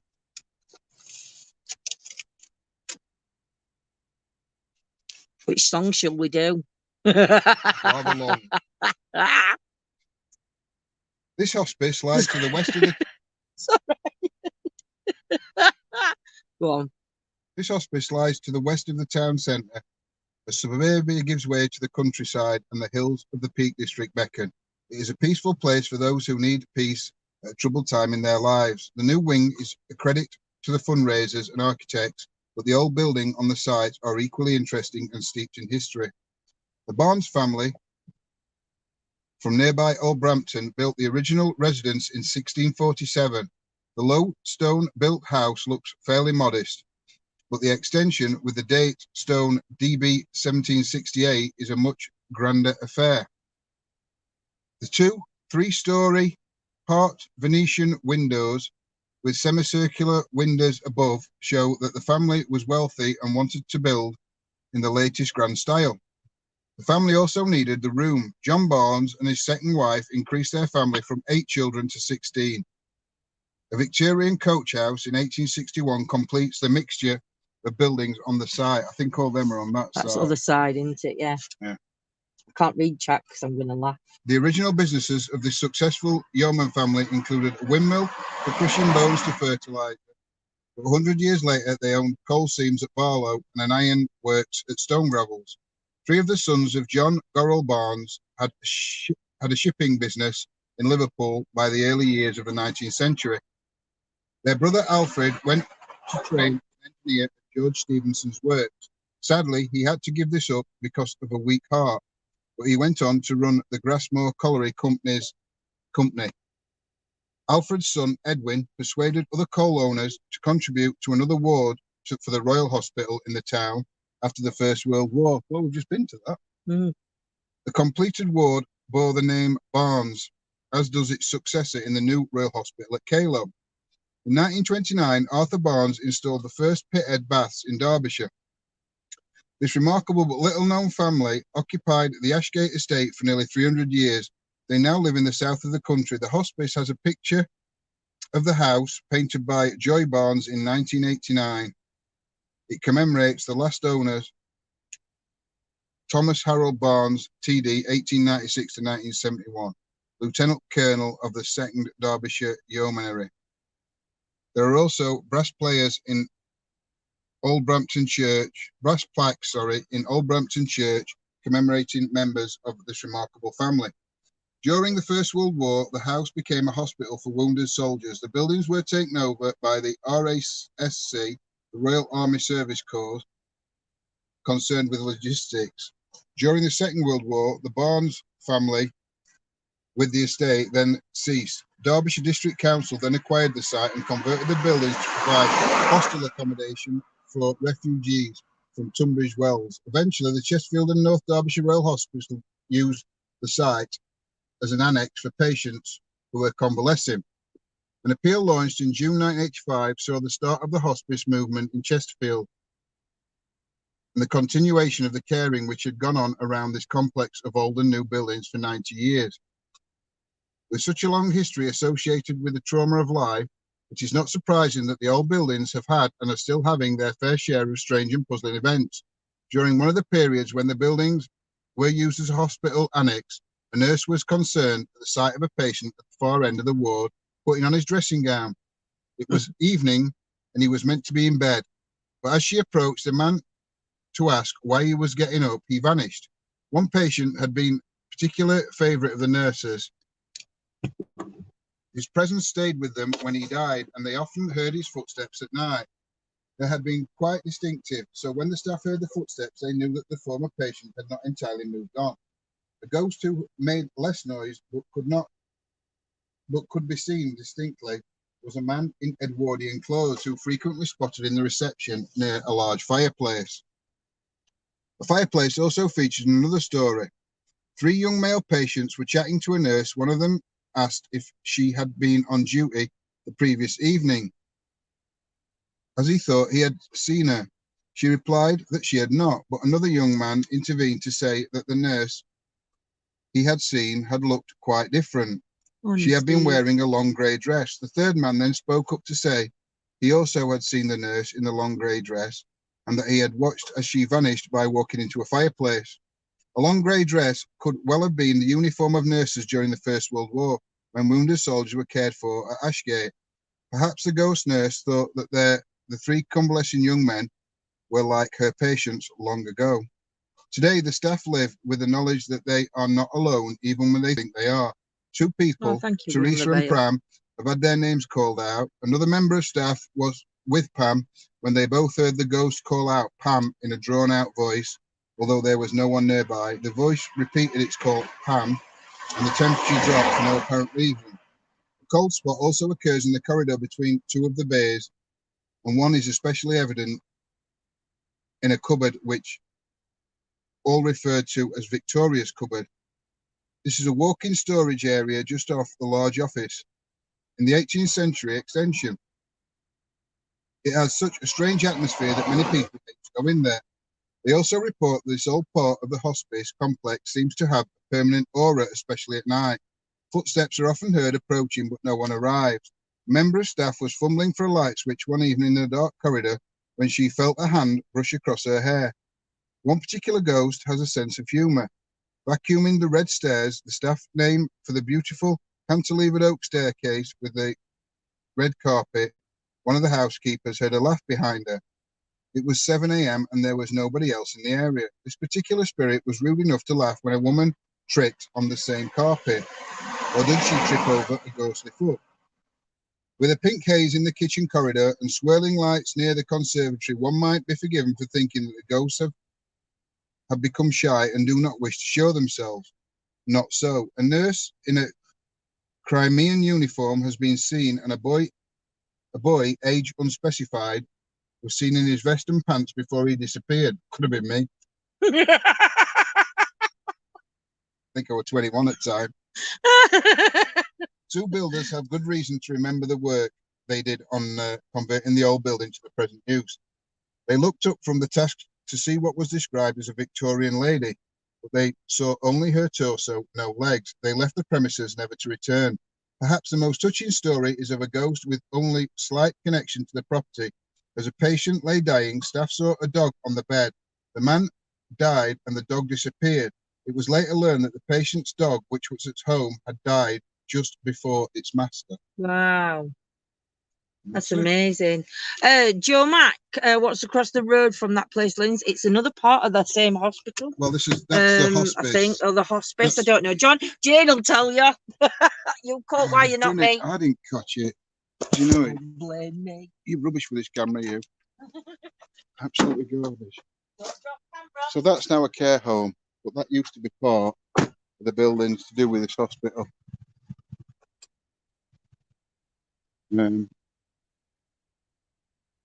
But this is the main part of the hospice now. But I think the older building. I thought a door was missing there. No. I think the older buildings are behind it. I don't know if you can actually see them. We'll never walk up and see.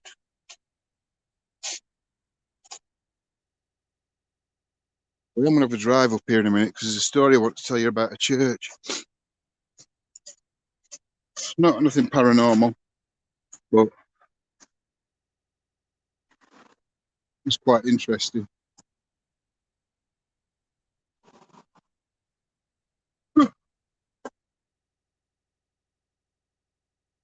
No, we've never done a.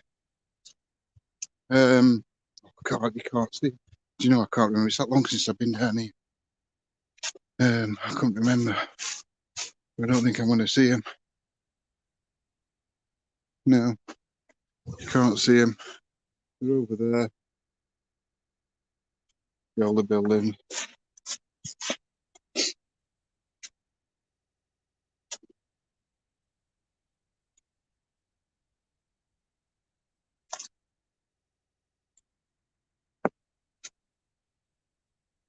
No. I think they used to be the offices or something. I can't remember what I was reading earlier. Like I say, that's now a care home. Believe that's where I was born. So I'm told.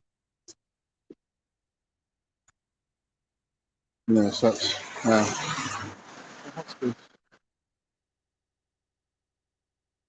I don't really want to go in because I don't know. Is that one of the older buildings? That could be one of the older buildings there. Look. Can't really see them.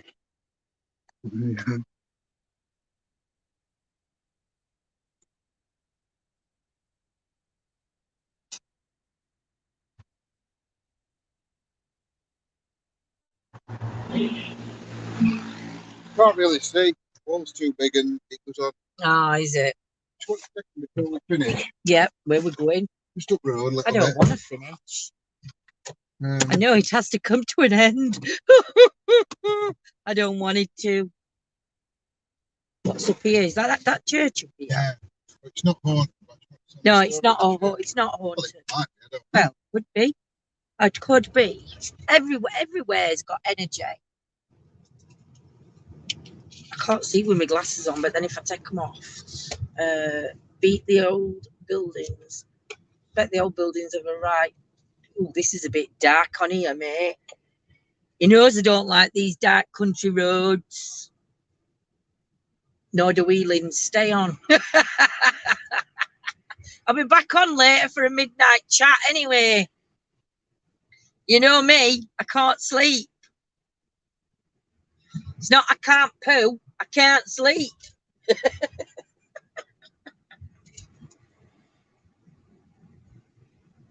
Oh, I really don't like these roads. There's no energy in this house at the moment. There's energy all over. Hey, Patricia, how are you, my lovely? I hope you've all enjoyed tonight. I really enjoy. Do you know I love coming out and doing history at places. So I hope we get a signal here. I hope we get a signal. If we lose you guys, don't switch off. We'll find a signal to get. Hope I catch the midnight chat this time. It was my fault last night, Yolanda, because I went live on Facebook and I thought I was live on YouTube, but I went live in members instead. So that's why. When I forgot we were that put about comments, only seen her own comments. She only wanted members. Everybody else were on main. Old Brampton Church is lovely, says Jane. Jules has enjoyed every minute. Bev's enjoyed it. Very interesting. Love history, says Nita.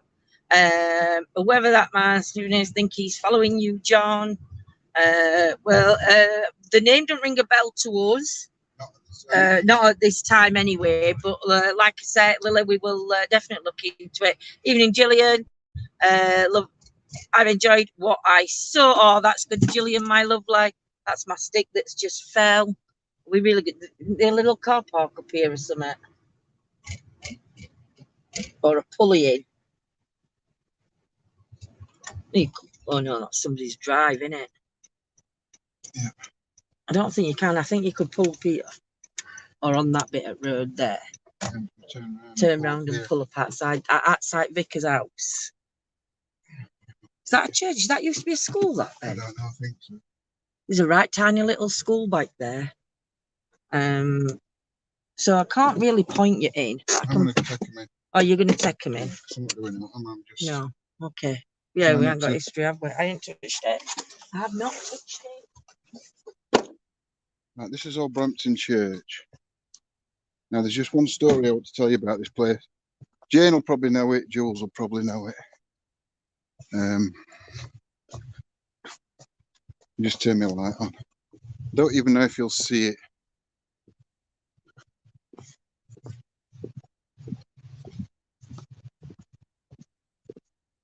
I love this church.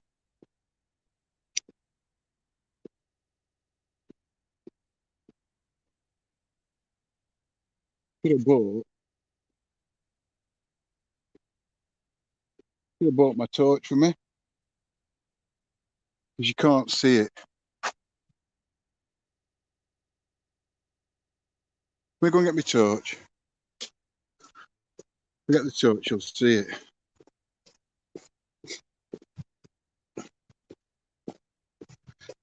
It's just a bit unusual history for you.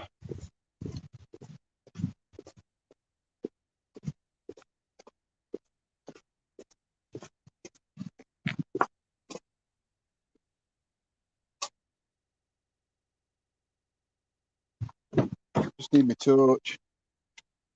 Can't see it even with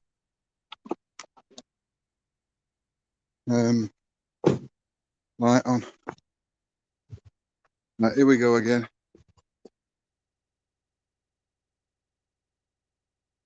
I don't even know if you'll see it with this torch. I'm hoping you will.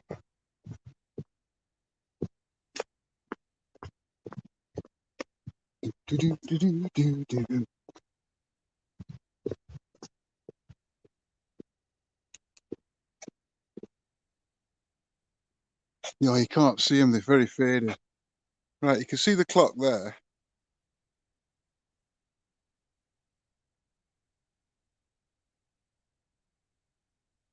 It's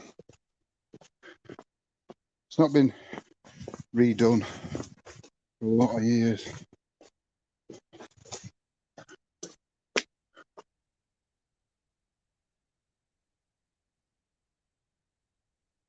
Right, I don't think you can see it. I might try and zoom in. No. Right, the story goes, okay, the man that came to paint the clock face, and you can't really see, you might see it on a bigger telly, a bigger screen, I don't know. He painted half of it. This was a long time ago. I don't even know what, I can't even tell you the year. And then he went across the road, and across the road there is a pub where you can see those lights. Okay? After he'd had a few drinks, the gentleman then came back and finished painting the clock. And it's never been changed, but what happened is between the 1 and the 2, he painted 6 minutes, not 5. So there's an extra minute between the 1 and the 2. And then they've never changed it. So yeah, he painted the clock face and painted 6 minutes between the 1 and the 2 because he was drunk when he came back. Obviously that would have been in, I don't even remember, Victorian or Tudor times or whatever.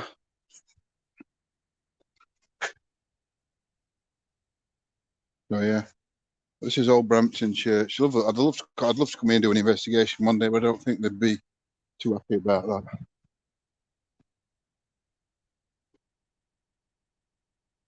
Do you know that, Jules? Yeah. If you Google it, I'm sure it's between the 1 and the 2 when I've just looked. Between the 1 and the 2, there's 6 minutes, not 5. And he went to, I can't remember the pub across the road, but he went to the pub across the road, had a drink, had too much to drink.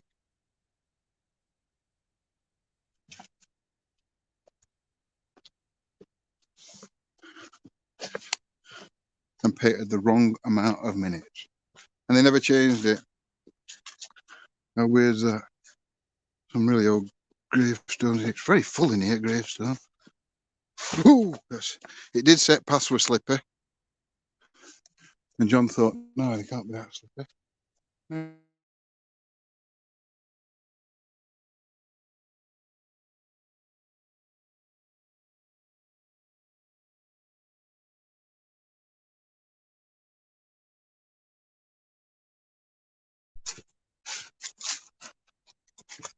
Ooh, I'm hoping this. I don't know. Oh yeah, I can go across this way.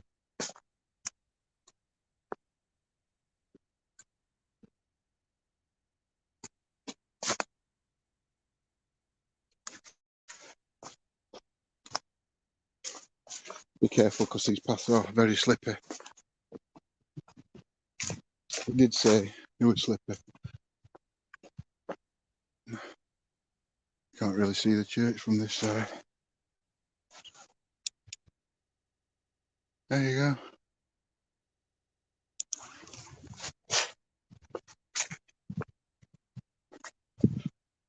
Those graveyards at night. So peaceful. I'm hoping I can get out this way. I've never walked around this graveyard, so I don't know. No, it goes that way. I'm gonna have to walk back. I'm not walking through graves. You know what I mean?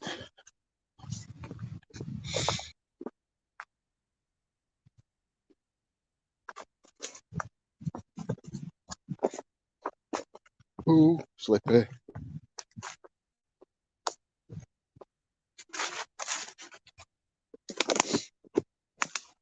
Ooh. If I don't end up flat on my backside every time I finished tonight, I don't know. It is right. It did say there were a sign that said it's a slipper.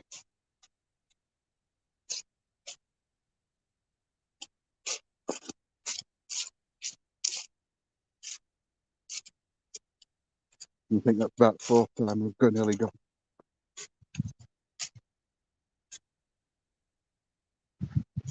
4, 5. Yeah, it's like an there's no ice, but it's like an ice rink.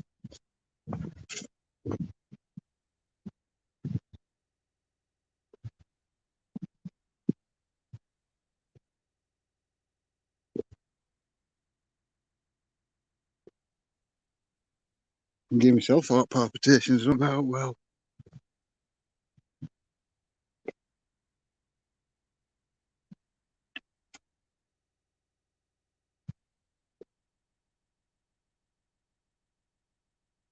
So yeah, that's the story of the clock here.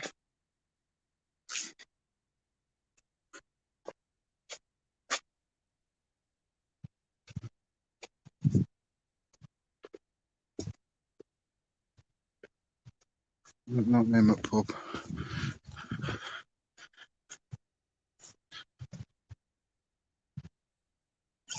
Turn the light off. Probably the best idea in the world when I'm not actually at a graveyard and can't see where I'm going. But we'll show you the sign. It did say.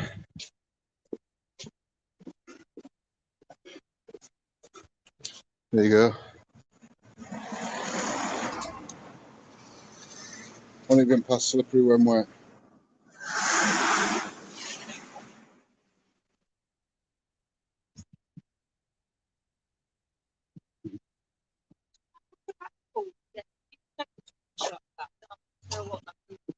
It might be somebody's house now. No, it's not. I think it's still a school. I am doing. I'm just. There you go. There's that building there. We think it's like an old school. Might be Church Hall, actually.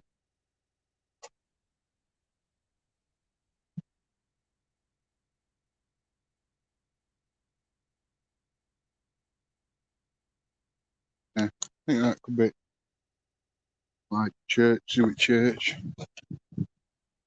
Explain the afterlife. That's what we do rather than islands in this stream. That is what we are.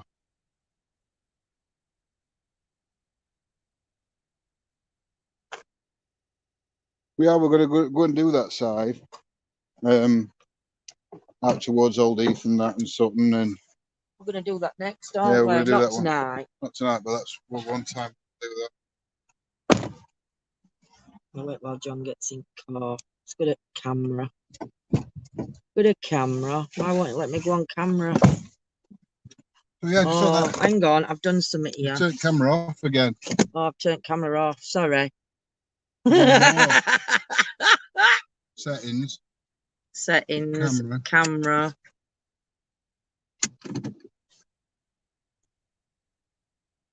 Oh no, that's too close. You know it's already turned around for them, don't you? Oh, has it? Yeah. They're all looking up your nose. That's okay. It's clean nose. So the pub, I don't know what the pub was called. I'm just going to have a look now. All right, we're driving back down to a pub now. But another pub. Aye, I see the pub from here. That was the pub. Hang on. Is it still a pub? I don't think so, is it? No, it looks like somebody's house. Hang on. Can't turn you around, but I'll turn you around that way. That was the pub where he went for a drink. Oh, wow. Woo! So, we are going to call it. I'll let John find somewhere to pull up, though, for a minute. So we can come on camera and say, good night, farewell. just where Ashgate, returning. Avida seen. Just past where hospice is returning. I don't know what rest. Or more. So I hope you've all enjoyed tonight. I think I love it. I love these drive round history tours. I love listening to history. I love listening to the stories that come attached from people's encounters with the afterlife. I think it's, hang on, I don't know what I'm doing with this camera. It's a bit dodgy, this camera, you know. It's not me, it's the actual camera. It's dodgy. The stand may be easier because I don't have to twist and turn it. Lindsay, you have to sing the song that makes you famous. That when will I be famous? When will I be famous? I can't answer that. Your name's on a lot of people's lips. What's next bit? When will I see my picture in the paper? Take a break. Oh dear. It's Christmas. We're in take a break. Well, you take a break. I think I got a slight it's a bit bleeding bumpy, isn't it? This John's driving is like not that fault, bro. It is. Just stop the damn car under a light. I'm going to turn down this road down here. Oh, he's going to turn down. Oh, did you hear that posh voice then? Down here. You all got the picture in the paper. You got the picture in the paper. Magazine. In the magazine. That first magazine you've ever been in? Yeah. Hey dear. He's a twit. Oh, going down this country road for? Oh, have I turned him round too soon then? What? Are you taking him somewhere else? No. Oh. This takes downtown to Home Walk. Oh, okay. So I'm just going to pull it down here. It's just easy to pull. Just pull up under a light.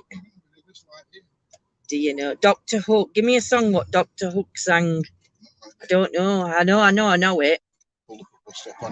Isn't that like that? There's that sexy song, isn't there, that Dr. Hook sings? I've got lights in car anyway. Sorry, Lindsay, I've not been a very good teacher and has been on a million one things. That's okay, Gillian. We don't expect you to come on every time we're on, sweet. Just block her when we're finished. Oh, Gillian, have you listened to her? She's got lots of things on her mind. Yeah, what to get me for Christmas? I don't know it, Jay. I don't know words. Sexy eyes. I don't know words to it. I'll find them out and I'll sing them next time. Oh my God. I could go on. I love Dr. Hook. Country Roads have sang that. Magazine doesn't rhyme with Sylvia's mother. I've heard that Sylvia's mother's a song, isn't it? So we are going to say good night. But I will be on members. I'm going to go on members in a bit, I think, if I can. Are we going to go on members? Is it going to be too late when we get home? Probably, maybe 40 minutes, 40 minutes. We've got about 30, 40 minute drive home here. But I'm going to go on tomorrow on members and I'm going to read the history of the, I can't keep this camera straight, of the pubs. Against window. Oh, sorry. The history on some of the pubs in Chesterfield that have got history and hauntings or ghostly sightings.